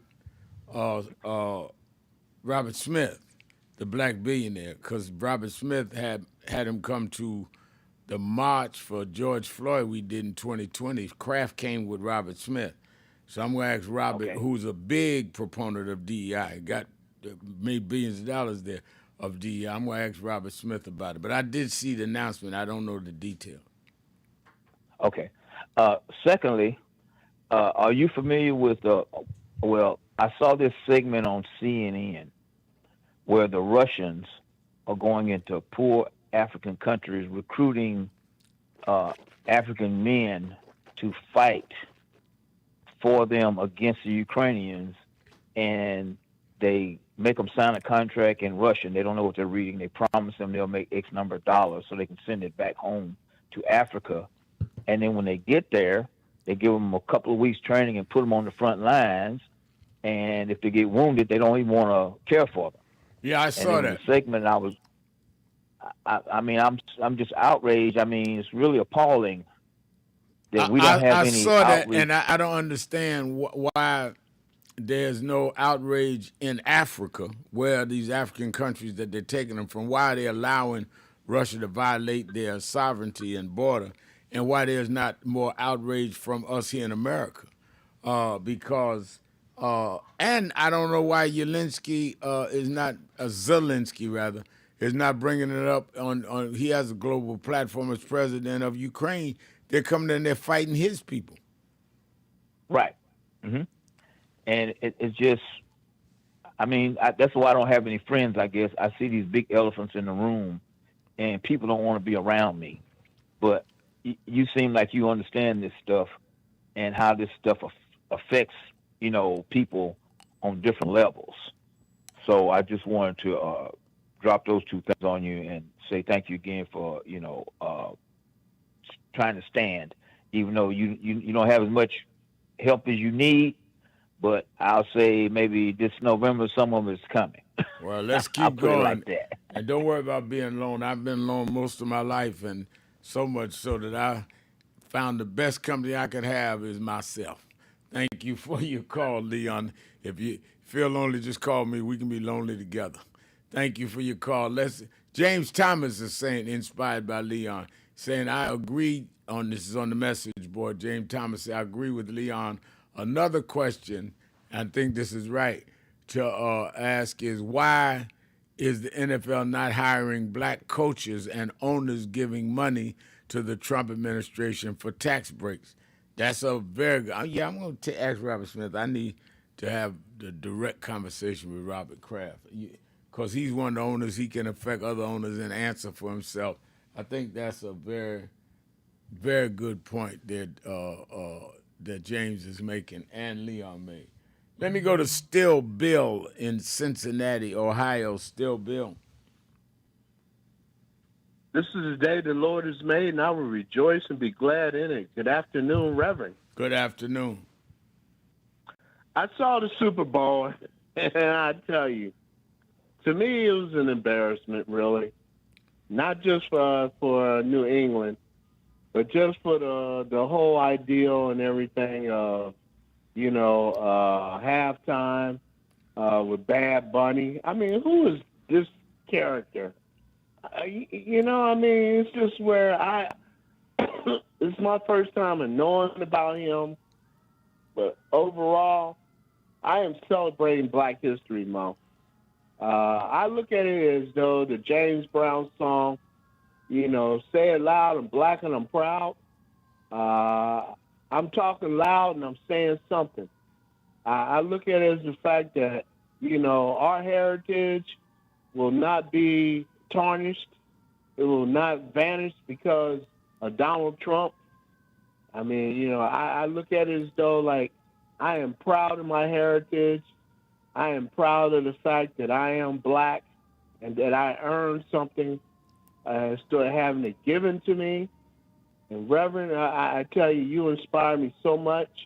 And the disgrace that I'm really bugged about is Donald Trump Barack Obama and Michelle Obama as apes.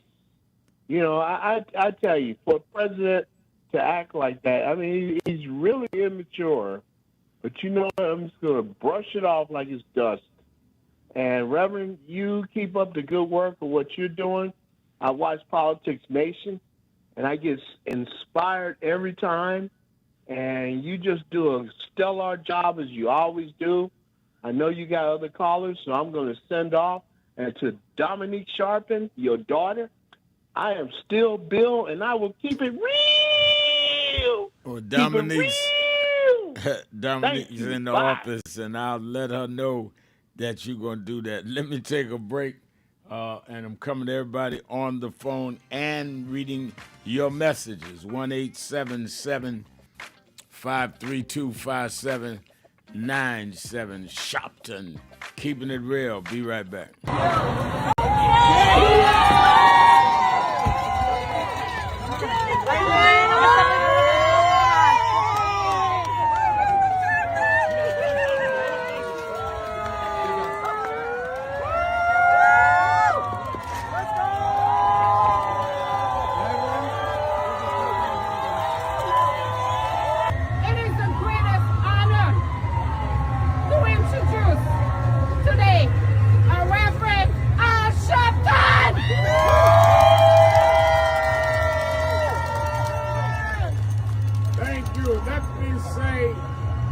I wanted to come today on Martin Luther King Day. Because Martin Luther King died in Memphis fighting for wages for garbage workers.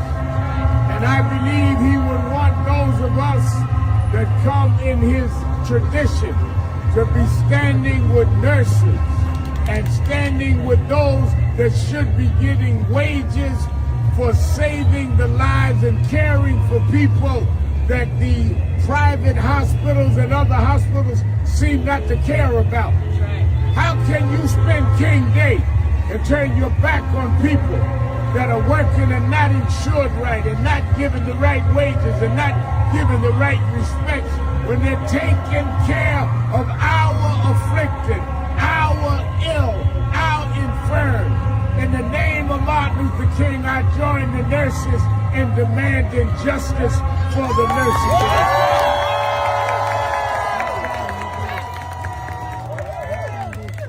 This is not only a labor issue, this is a civil rights issue. This is a human rights issue. It's an issue that black and white, Latino, Asian, all can stand together.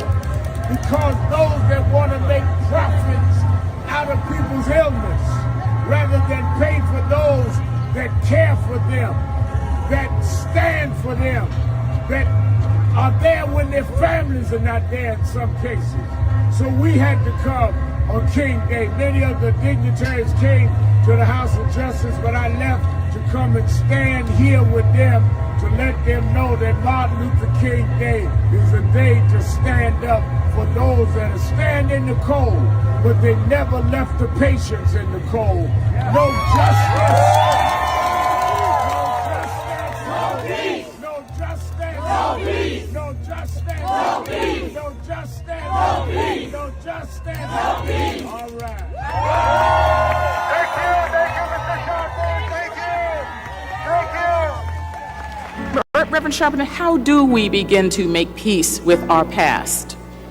I don't think it's our obligation to make peace with our past. I think it's our obligation to learn from our past and to understand that soon we gonna be the past. I mean, a lot of us act like we gonna be permanent and that the past is the past.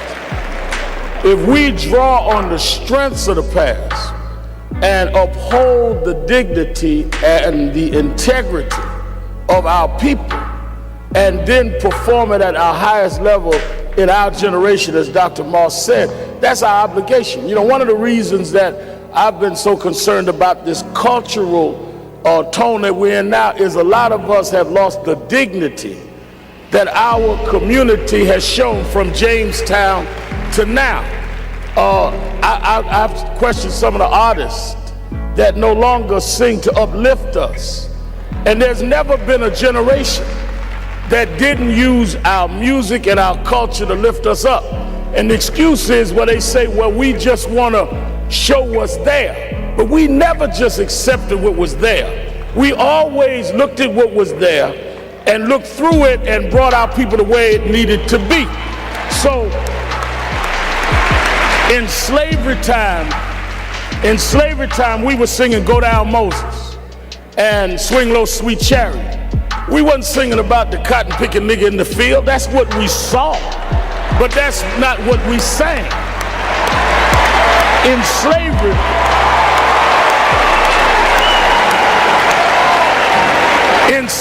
in segregation time, In segregation time, we were singing "We Shall Overcome." Ain't gonna let nobody turn me around. We wasn't singing "The Hole in the Back of the Bus." So where is this coming from?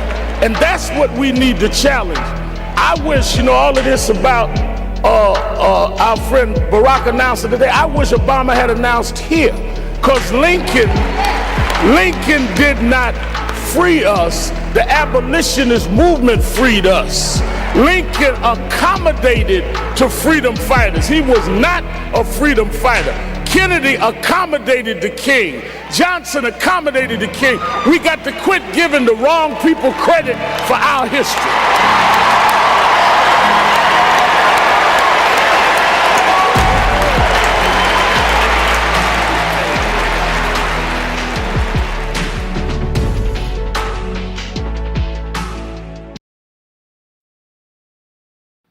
Around this is so wicked. Now they're going to, they released last night a memo that said that the FBI was investigating good. They're trying to come up with something on the victim. Not they gonna investigate who shot her.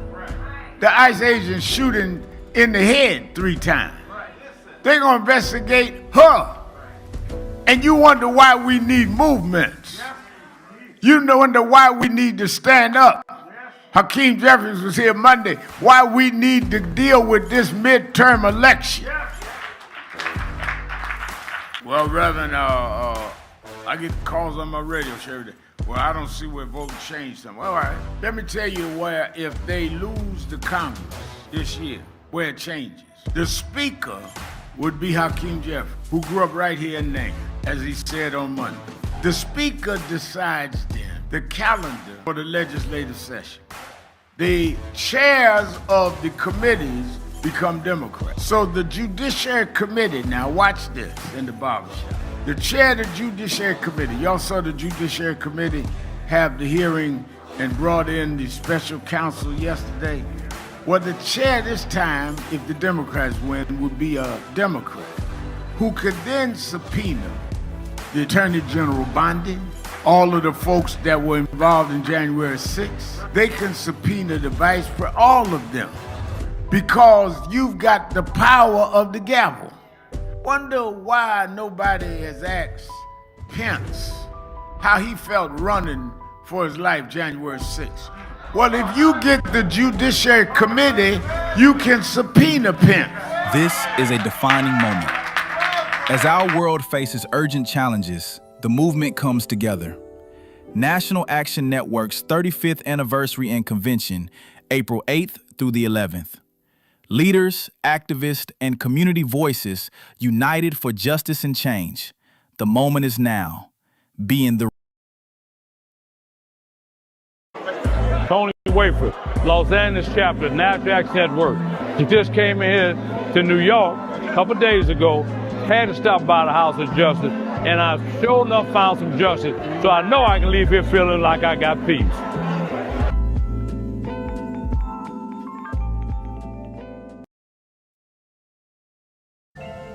I thank God I was blessed to have both in my life.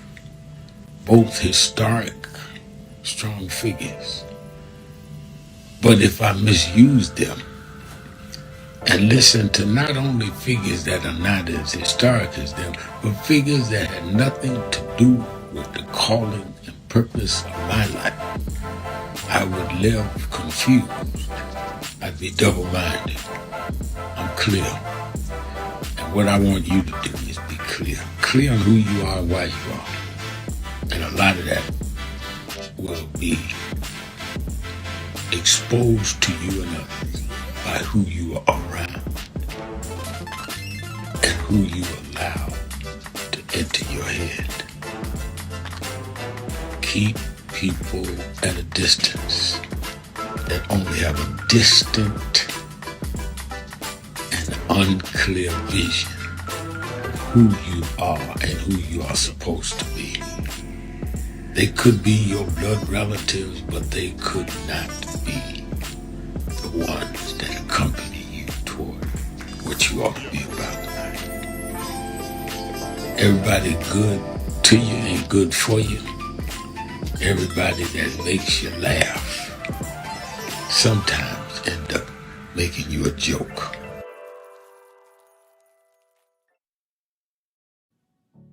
Hi, this is Reverend Al Sharpton for the month of February, Black History Month. The Saturday Action Rally will be at Mother AME Zion Church, 137th Street, between Lenox and 7th Avenues from 9 a.m. to 11 a.m. We're glad as we transition into our new headquarters. Our 4 Saturdays of Black History Month, we'll be doing those rallies at Mother AME Zion. Stand on historic ground, holy ground, where Frederick Douglass spoke, where Madam C.J. Walker was funeralized, where Sojourner Truth had a Underground Railroad come through. I'm so excited about being there as it prepares us to move on to our new headquarters. Let's go back and stand on the rock that our people stood on for decades.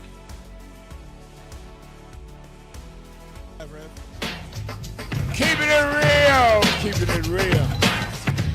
I'm your host, Reverend Al Sharpton, 1-877-532-5797, 1-877-532-5797.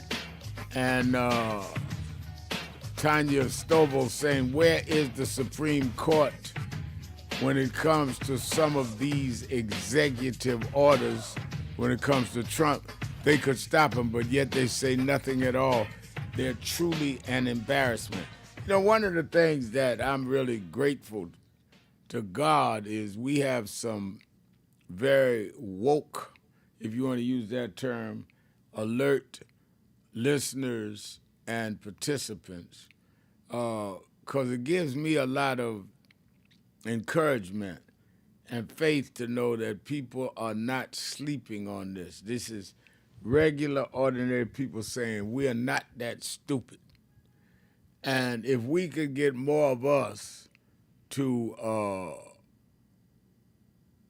really spread the word of common sense, it is going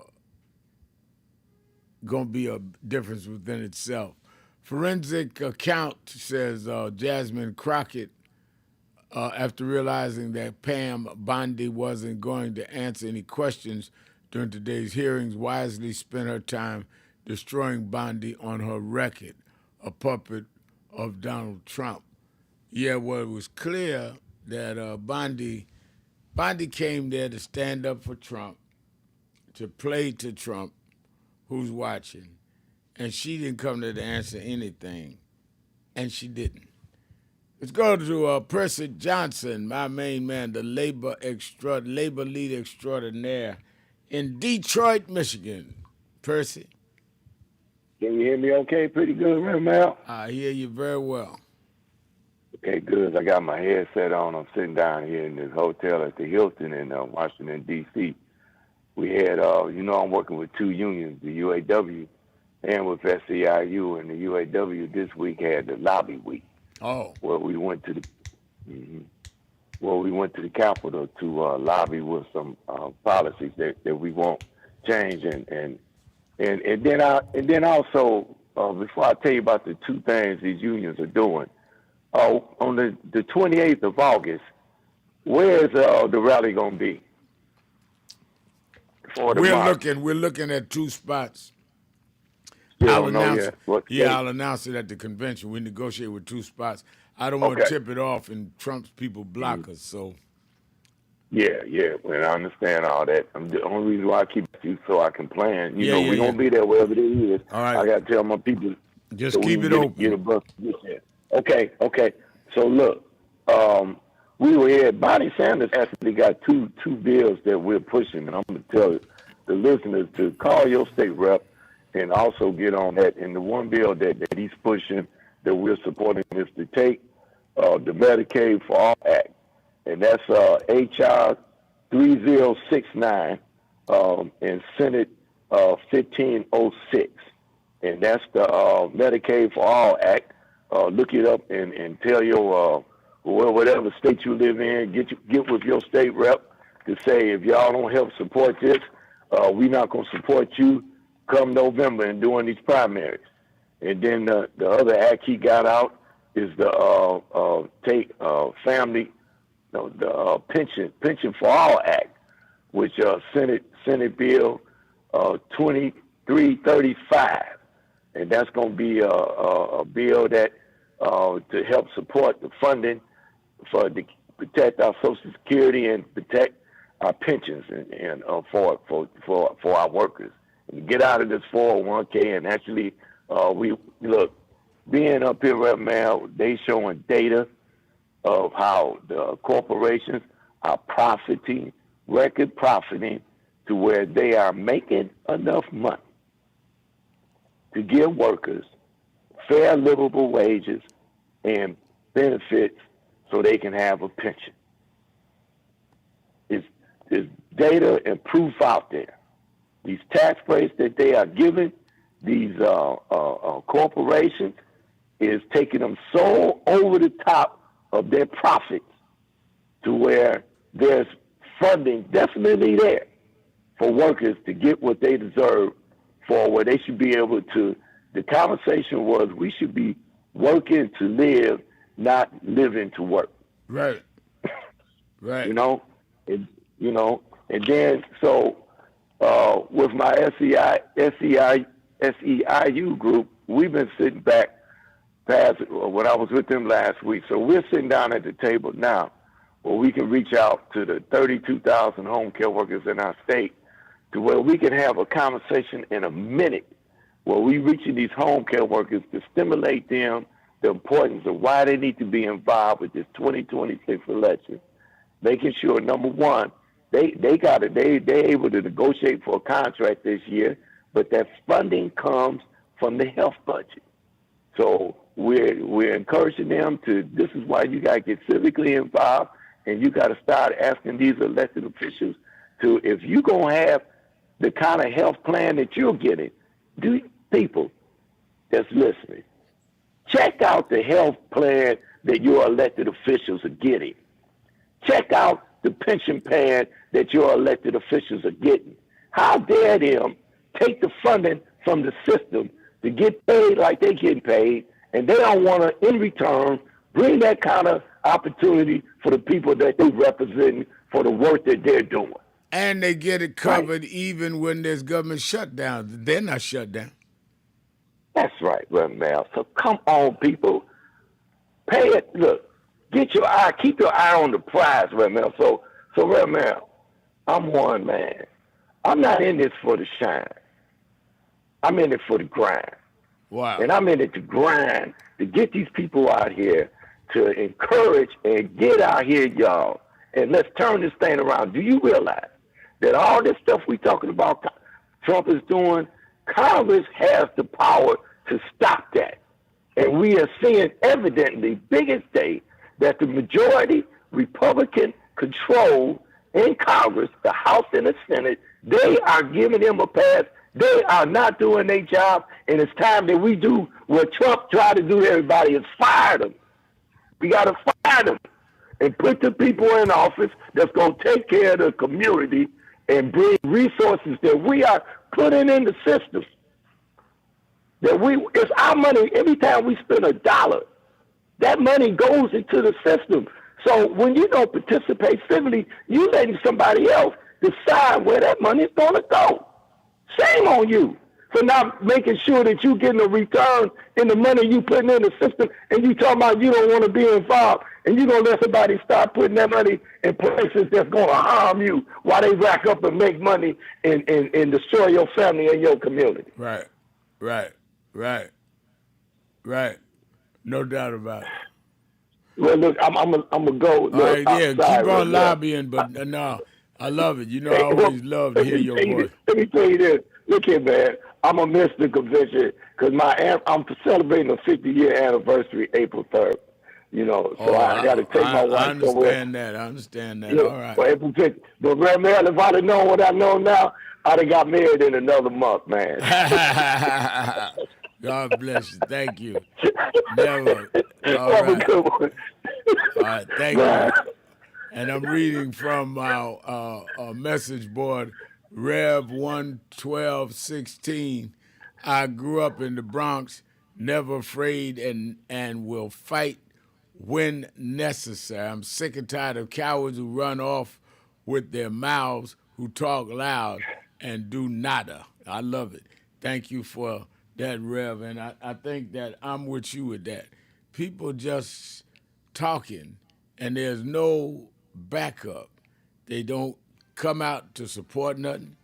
They're not at a rally. They're not at a meeting. They're not doing nothing. They just selling wolf tickets, which is why Trump and them don't take them seriously. Let's take a break. More of you on the phones, 1-877-532-5797. Sharpton, keeping it real. Be right back.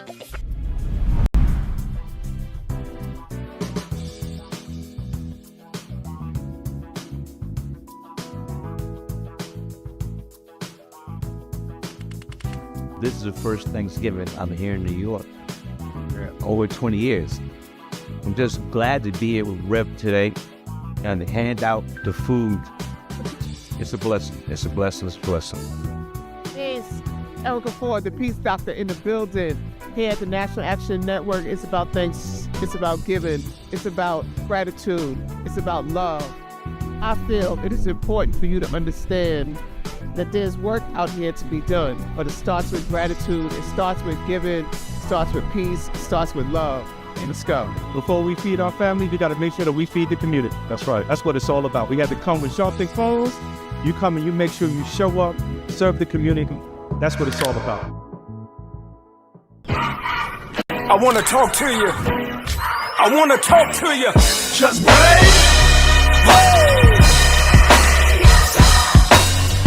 I believe that. Good morning, everybody. I hope the coffee has kicked in by now. I want to start by thanking your leader, the Reverend Al Sharpton, and everyone at the National Action Network for 35 years of standing up for civil rights and opportunity for everyone. And I couldn't be more grateful for the way that you have blessed the lives of so many, including mine. As we look today on King Day, let us not forget that we had to struggle to even have this day. They did not wake up one morning and say, let's give a federal holiday to Martin Luther King. People petitioned, people marched. Let us remember now as we bring our children and grandchildren up the Potomac, that they can see the Washington Monument, the Lincoln Memorial, the Jefferson Memorial, and one memorial that never served as president, but changed this country more than any other American, Dr. Martin Luther King Jr. This was an amazing MLK breakfast. It is truly an honor, and more importantly, this is an important day for us. I feel incredibly lucky and honored to be in this room on this day, celebrating Dr. King's legacy of civil rights, especially in the moment that we're facing on a national level. It feels like warmth and home being in this room. So I'm encouraged by today. I'm encouraged that we're getting out, we're protesting, but more needs to be done. We need to lean in. And let's keep fighting because the job is not done here.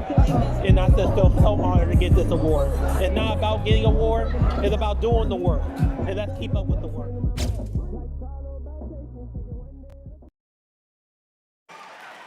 One, two, three, I got the feeling. Hey, baby, baby, I got the feeling. How I got that feeling, yeah. Hey, hey, got that feeling, y'all. Come on. Feeling, baby. Oh, I got the feeling, y'all. Can you put your hands together? I got the feeling. Oh, won't you say, baby, baby, I got that.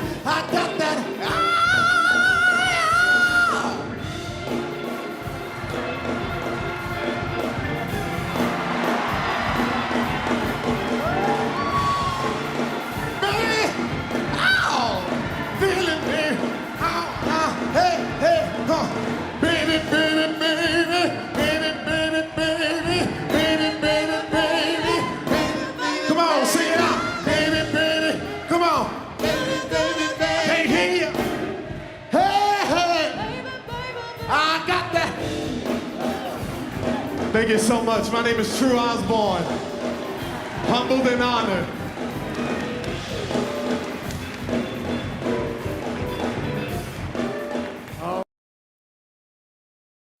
Some of you forget where you come from and forget how you got there and act like you got there because you were qualified or that you had a good resume. But some of us had to pay a price for your resume to even be read. Some of us had to take nights in jails and licks upside the head or shut out of boardrooms like Byron so you could walk down red carpets and act like you got there by yourself. So I received this award with a special place in my heart and on my shelf because I'm getting it from a freedom fighter who never forgot where he came from and how he got there.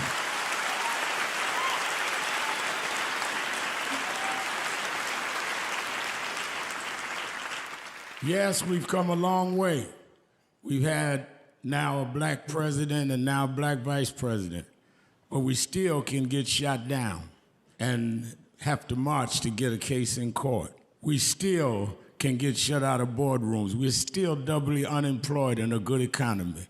So we're gonna have to keep marching. And I thank not only my family, a mother that raised me by herself, but I thank that lady at the end of the march that knows she won't be on TV that night and knows her name will never be in the paper, but she believed in me enough to get at the end of the line and make me look good. Because Dr. King used to say, if you call a march and no one shows up, you just going for a walk. And I want to thank those that marched with me. 32 years ago, here in Los Angeles, we marched. And then many years later, with George Floyd and others, we're still marching. And I'm gonna keep marching, I'm gonna keep agitating, and I'm gonna keep going.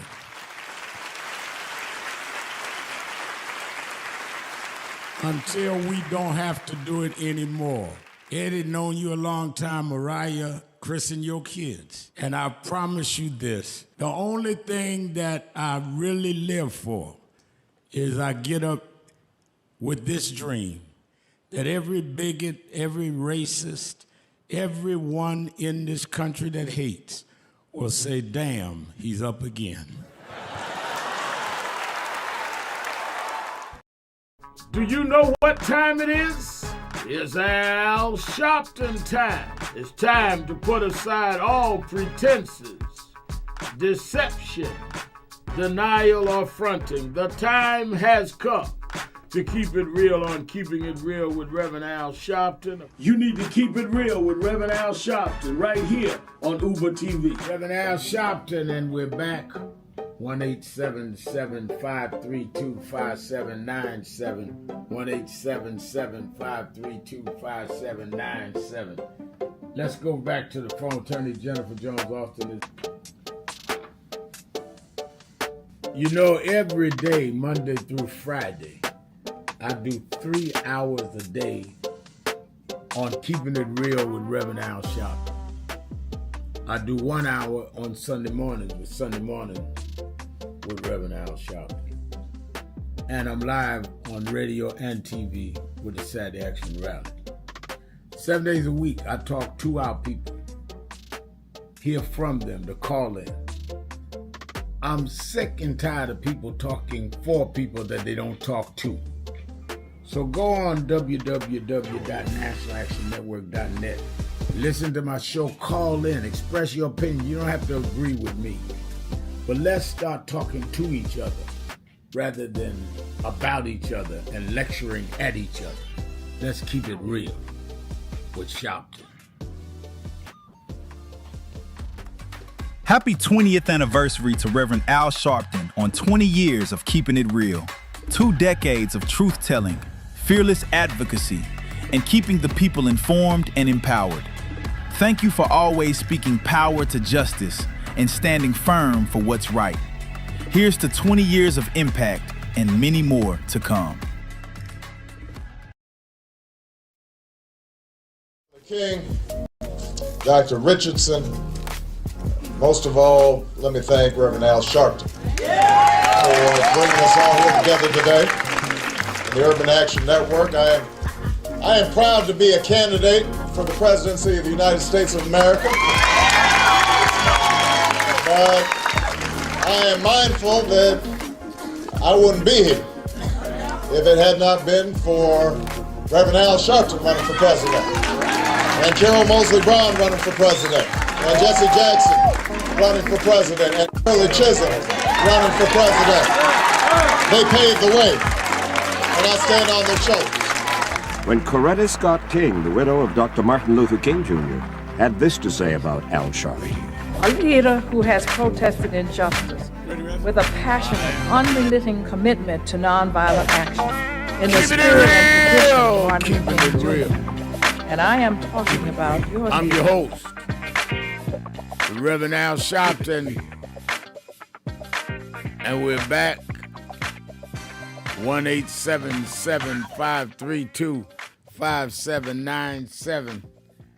And you can also go on the message board at www.nationalactionnetwork.net. And I'm going back to the phones. I really want y'all to line up some callers on what's going on.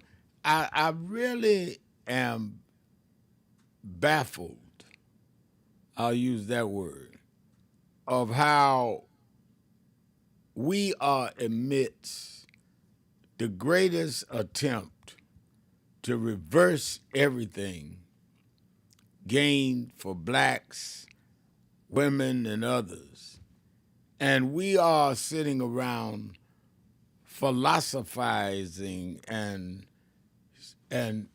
daydreaming while they are absolutely taking us backwards.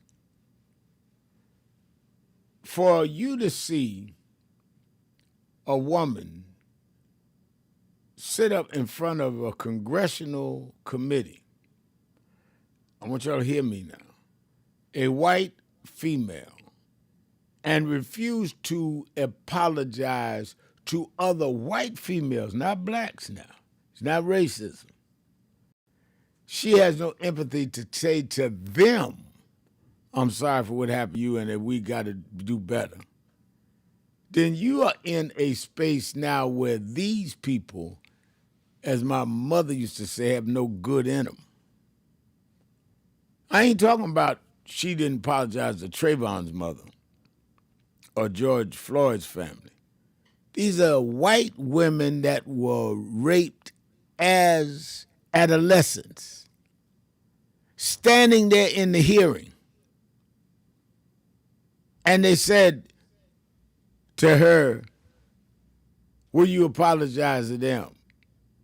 And she acted like nothing was said. She went right into her attacks on them.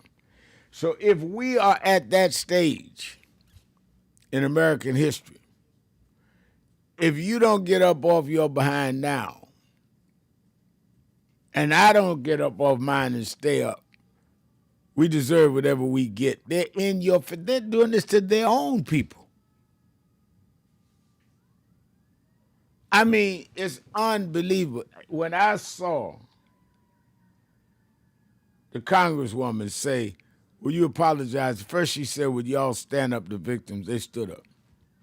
That were there. These are not obviously all the victims. So I said, well, she got some slick way of saying, I'm sorry for what happened to you, but we didn't do it, or we didn't intend to do it, or to process this, or people's right. Something. She didn't even attempt to apologize to him.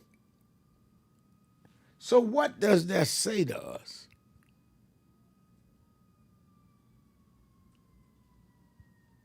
Brenda Foster says on our message board, hello from Detroit. I've been watching the hearings. The Democrats are letting Americans know exactly what is happening in the White House while some have no insurance, etc. Be blessed. Yeah, I think that's right. I think that is right. This is an atrocity. Let's go to Miss Jones in Philadelphia, WURD, Word. Miss Jones. Thank you so much, Rev, for taking my call. And you and your family are always in my prayers. I know you're running out of time and callers are on the line, but I wholeheartedly agree with what you just said. because as a woman, I am really disappointed that she was unable to not represent the twice impeached, 4 times indicted, convicted felon. You know, it's just real, and that's why she didn't respond. And that was a way that she could have responded without, seemingly taking sides and still, respectfully. In other words, there's just so much going on. But you have the best callers. You really, really do. I am really trying to. I tried to get in yesterday for Tuesday Tell It All. And there are a lot of topics that are going on in my head right now, but I'm going to stick with this one as to the immigration and the mistreatment of our immigrants here with all of these detention centers and, the beatings and knocking out their windows. These are credible people who have always added to our economy.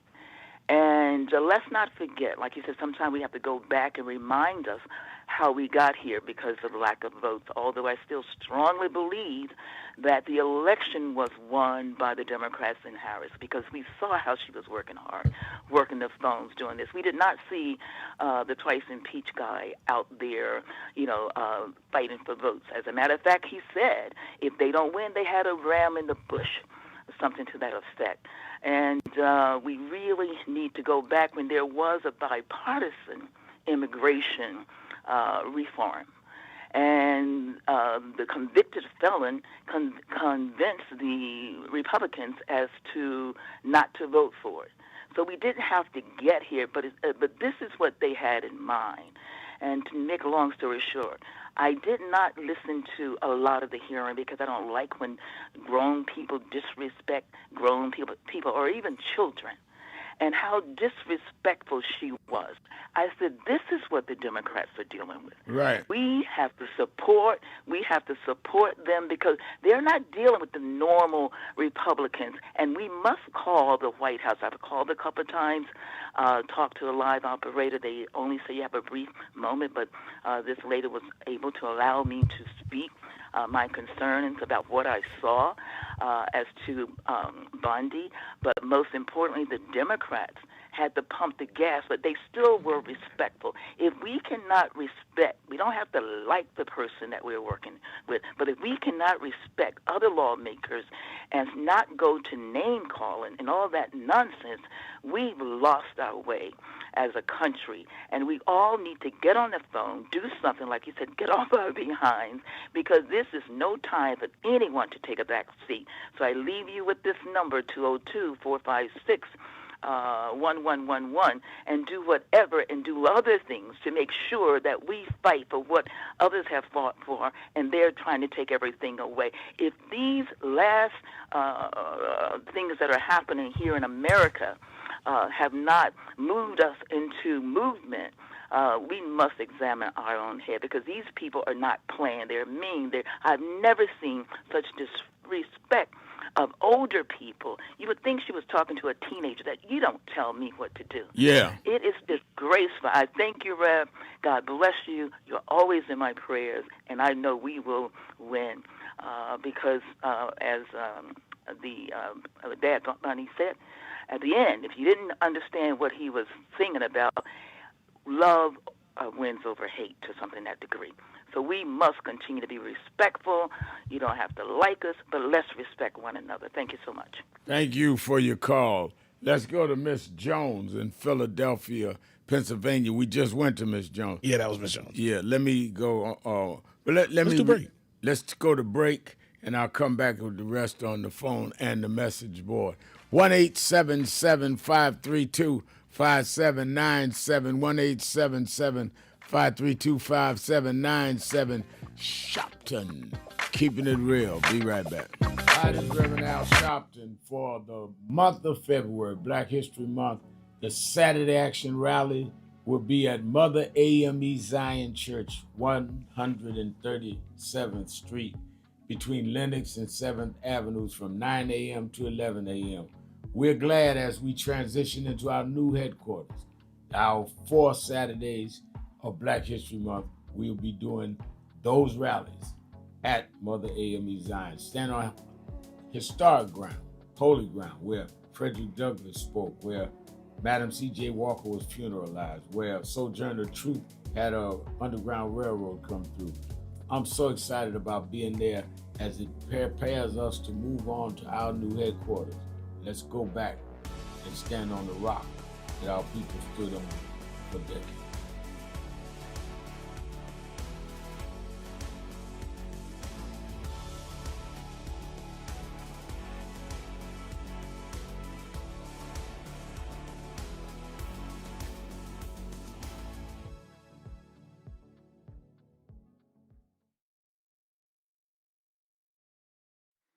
As we look today on King Day, let us not forget that we had to struggle to even have this day. They did not wake up one morning and say, let's give a federal holiday to Martin Luther King. People petitioned, people marched. Mrs. Coretta Scott King, who never has gotten the credit she deserves in being the force behind this movement.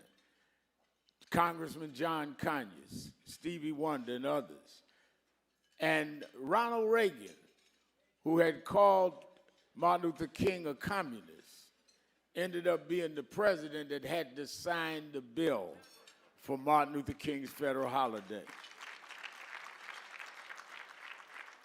The reason why we know struggle works is this holiday is a result of struggle signed by a president that never thought it would be. Let us remember now, as we bring our children and grandchildren up the Potomac, that they can see the Washington Monument, the Lincoln Memorial, the Jefferson Memorial, and one memorial that never served as president, but changed this country more than any other American, Dr. Martin Luther King, Jr.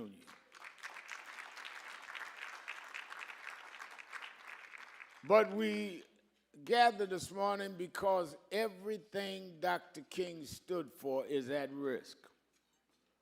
As we speak, we're waiting to see what the Supreme Court will do with Section 2 of the Voting Rights Act, one of the major achievements of the King movement.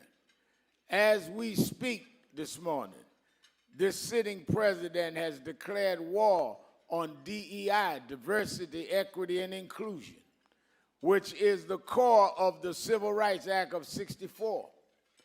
We are under attack, and we should not be taking this as a day off. This is a day on to fight to keep what was maintained. To see, I remember 6 years ago, Martin III and I were in Minneapolis leading the marches around George Floyd. I did the eulogy at his funeral. 6 years later, we see a white female, unarmed, killed in Minneapolis. We see people being racially profiled. We see that there are those that would want this to be the last federal holiday named after King. Don't you be deceived. This sitting president and his cohorts would want to end Martin Luther King Day. But just like we will not let them end this day, we will not let them end voting rights and Civil Rights Act and DEI. It's not enough to remember and honor the dreamer and let them kill the dream. And that's why National Action Network has every year started in Washington, D.C. with this breakfast, and then we go to New York with our public policy forum. And every year we try to set an agenda and go into April. We always have our national convention in April, which is the month Dr. King was killed, to say that they killed the dreamer, not the dream, and those of us that come out of that movement is going to continue to fight. This April will be our National Action Network is 35 years old in this April at our convention. One of the things, though, we've been most proud of is to try to keep the assignment that we were given. As I said, Mrs. Coretta Scott King never got the credit she was due. She's the matriarch of this movement. You must know that Dr. King was in Boston, had graduated Morehouse College, 19 years old. Went to Boston University, an Ivy League school at a time many blacks couldn't get in them.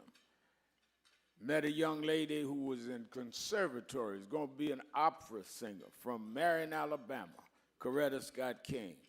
They decided to go back south. A lot of blacks that went north and had their upper movement never wanted to go back south. But for whatever reason, Dr. King wanted to go back south. And Mrs. King stood right with him and went to Alabama and ran into history. It is always those that accept the calling that change history. And we should never forget the sacrifice made of Dr. Martin and Mrs. Coretta Scott King, because they did not have to go and lead a boycott. They were Boston University Conservatory graduates. They chose to fight. And when it fell their lot, they kept fighting. And even after Dr. King was assassinated, she kept the movement going. Martin III bonded me and his mother, and she used to reprimand me. Al, you got to be careful with your language. Al, I know you up north, but do this, that, and other. She got on me about being not only in the tradition in your actions, because we always was there, but even in your rhetoric. And it was because of that that it meant so much. For the last 30 years, Martin and I have walked step by step together because we had that bond. And I felt that Mrs. King gave us that. Keeping it real, keeping it real. I'm your host, Reverend Al Sharpton. And we're back 1-877-532-5797, 1-877-532-5797, and twitter.com, The Rev Al. I love on our message board at nationalactionnetwork.net. You can go to live stream and hit the message board. Joanne Kemp is saying on the message board, I love this. Complaining about Bad Bunny singing in Spanish. Anyone remember James Brown singing with Pavarotti? I enjoyed that. You just wiped the floor with me, Joanne, because one of my favorite videos is James Brown and Pavarotti. When he called, told me he was going over there and do a show of Pavarotti, I said, you going to do what? I just couldn't believe it. And when I saw the tape of him singing one line of It's a Man's World, then Pavarotti singing it in his language, and then James Brown going back and James Brown going forth, and brought his band with him that mixed with Pavarotti's orchestra. That's a epic time. People don't know. And there's someone that grew up like one of James Brown's surrogate sons. It was an epic moment plus for me. A lot of us have no appreciation of how global we are. James Brown started in the sticks of South Carolina. And he would always tell me the story when I talk about, my father left when I was 10 and all. He said, Reverend, don't feel sorry for yourself, lift yourself up. He says, I was born in the woods of South Carolina, and my mother left when I was 3. My mother kept being subjected to my father's domestic abuse. So she got tired of getting beat. She left. He said, I never met my mother till I was in my 20s starting at the Apollo Theater. My father kept me out in the woods as long as he could. And when I was 7, he walked me to Augusta, 7 miles. We took this long walk to Augusta, and he gave me to my aunt because he was going into service. And he went to service, and my aunt raised me. And my aunt ran a house of ill repute. The soldiers would come to my aunt's house to pay for ladies of leisure, we'll put it that way. That's how I grew up. And I went from there to being the star I become. So I don't hear what you can't be. And he would not let me feel sorry for myself. And to see him standing up there, and I went with him to London to Hammersmith Odeon when he played there, to see them, the toast of Europe and all these places in Africa, it gave me a sense of what you can do, whatever you were born to do, if you just get up and do it. Because whatever sad story you got, there's somebody got a sadder story than you, and that went on anyhow. I almost felt bad with telling him my story about Daddy leaving, because I did have a nice house and all that till Daddy left and we was in the project. He didn't even have that. So rather than swapping our bad stories, let's talk about the fact that we still here and what we can do and what we could be. Message board, Evangelist Ramsey again. Hey, Reverend Sharpton, you good still? I'm good still. Don't start nothing, won't be nothing. I like that. I like that. It's my evangelist, activist extraordinary. I read us reminding us about the march tomorrow, the pickets tomorrow in front of 11th Avenue. Y'all took down, I was getting ready to read. Yeah, shine thy light. Shine that light, said J.B., hitman of music. He definitely was that. And Rodney Jones, the mayor, saying the NFL has been playing regular season games in several countries for years, and I didn't hear this selective outrage then. Very good point. Very good point. Let me say again, I've been working hard because I know that a lot going, as they say, hit the fan this weekend between funding the ICE and the Department of Homeland Security, dealing with whether it's going to be another temporary government shutdown, and dealing with the issues around. Don Lemon has a court hearing, so make sure you watch Politics Nation with Al Sharpton live at 5 p.m. Eastern Time on MSNBC. On MS Now. I'm sorry, I keep going back to the old title. I'll get there. 5 p.m. Eastern Time on MS Now. And you in the New York and vicinity, meet me or beat me to the Saturday Action Rally. For the month of February, we're at the Mother AME Zion Church, historic church. Frederick Douglass spoke there. Paul Robeson was a member there. Madam C.J. Walker was funeralized there. They have a little museum in the fellowship hall downstairs. We're there in the sanctuary, 9 a.m. to 11 a.m. at that location Saturday morning. You that are not in the New York area, you can watch it live on Impact Television, on NationalActionNetwork.net, YouTube/NAN. Now, our offices are still functioning. We're functioning out of the Harlem Commonwealth Building on 125th Street. You can call in and operate in and do your, if you have emergencies, issues, whatever, just as you did in the old House of Justice. So we open 7 days a week, like always, in National Action Network. Let me also say the National Action Network Convention is shaping up quickly. Make sure you sign up now. I just got word that we are now up to 4,000 have already pre-signed. 4,000. And the hotel is selling out. So make sure you sign up. The sessions are free.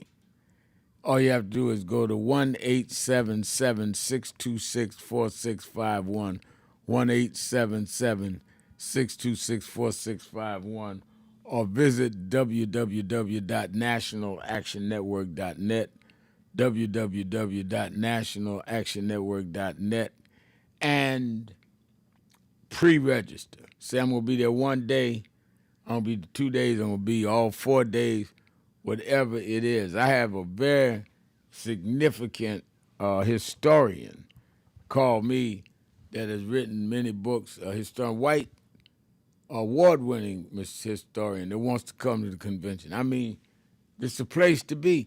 I ask people, what are you doing April 8th to the 11th more important than seeing and hearing the people that help run this country and then being in the workshops to figure out what we need to do? You got something more important to do than be here. Because a lot of people have rallies and the senators, the governors, none of them there. We have all of them there, and then we also have our sessions where people say, we need to do this, we need to do that, and we do it. We've been in front of Bill Ackman's office on 11th Avenue every Thursday for over 100 Thursdays, keeping the pressure on. We had the big march on Wall Street last August 28th. Thousands hit the street. We ain't just talking. And in between that, with them closing DEI, we made Pepsi keep it open and others. We went to the table and registered the voters and got a huge turnout places that if a little more had come, Kamala Harris would have been the president. So we did and continue to do our part. You need to join in and be a part of it. And you may have ideas we have not come up with.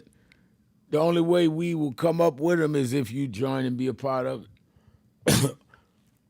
Very few groups, very few national organizations meet on a weekly basis. You ain't got to worry about what happened to them. Every Saturday, I'm there in Harlem. At now, Mother Amy Zion was at the other location, getting ready to open up our permanent location in about 3 to 4 weeks. Every week, I'm right there. Every day, National Action Network's open. Now we're on 125th at Harlem Commonwealth. And we open in L.A., and we open in Atlanta, and we open in Miami, and we open in Washington, D.C., and Detroit, the regional offices. So I'm not just talking about this. I'm not just sitting home, laying up in the bed, eating chocolate chip cookies, tweeting something. We on Twitter and we on in person. That's why people tell you, people that's critical of me, well, I don't know where Sharpton is. I'm the only one you can't say you know where. I'm on radio every day. Everybody know where I am. Ain't nobody looking for me. I'm on radio every day, TV 3-4 times a week. Anybody tell you, he just come through, we don't know where he is lying. Anybody know how to reach me. I'm on 3 hours a day, Monday to Friday, broadcast the rally for 2 hours on Saturday, and do the FMs on Sunday morning for an hour. I'm the only one works 7 days a week and work out every morning. And I'm older than most of y'all. And y'all laying up in the bed belching with an idea and no action.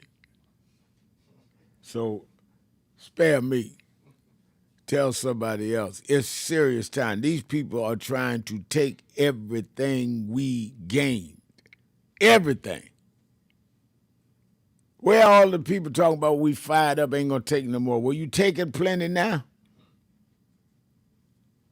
Where are the people that was yelling, we ain't going back? Where they pushing you back now?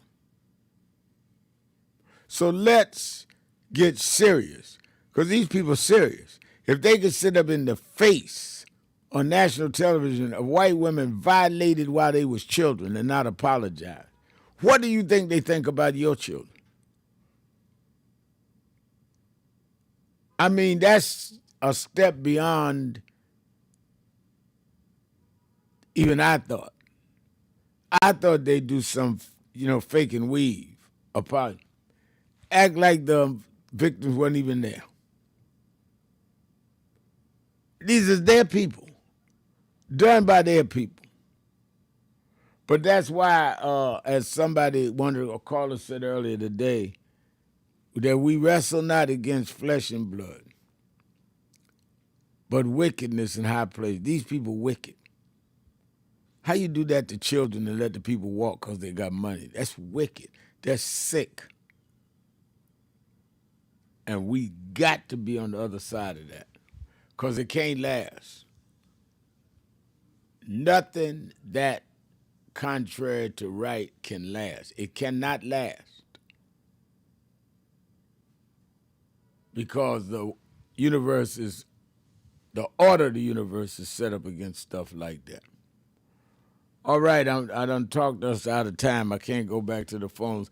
You have to call in tomorrow, but I had to get that off my chest and into your head. Let me thank all of you that called in, and listened in and couldn't get through but hung in there anyhow. You that messaged on the message board, we appreciate you taking the time to type in your message. Remember, whatever you do, wherever you go, however you feel, tell somebody, tell anybody, tell everybody. Reverend Al told you personally, keep it real. Keep it real. Keep it real. I'll talk.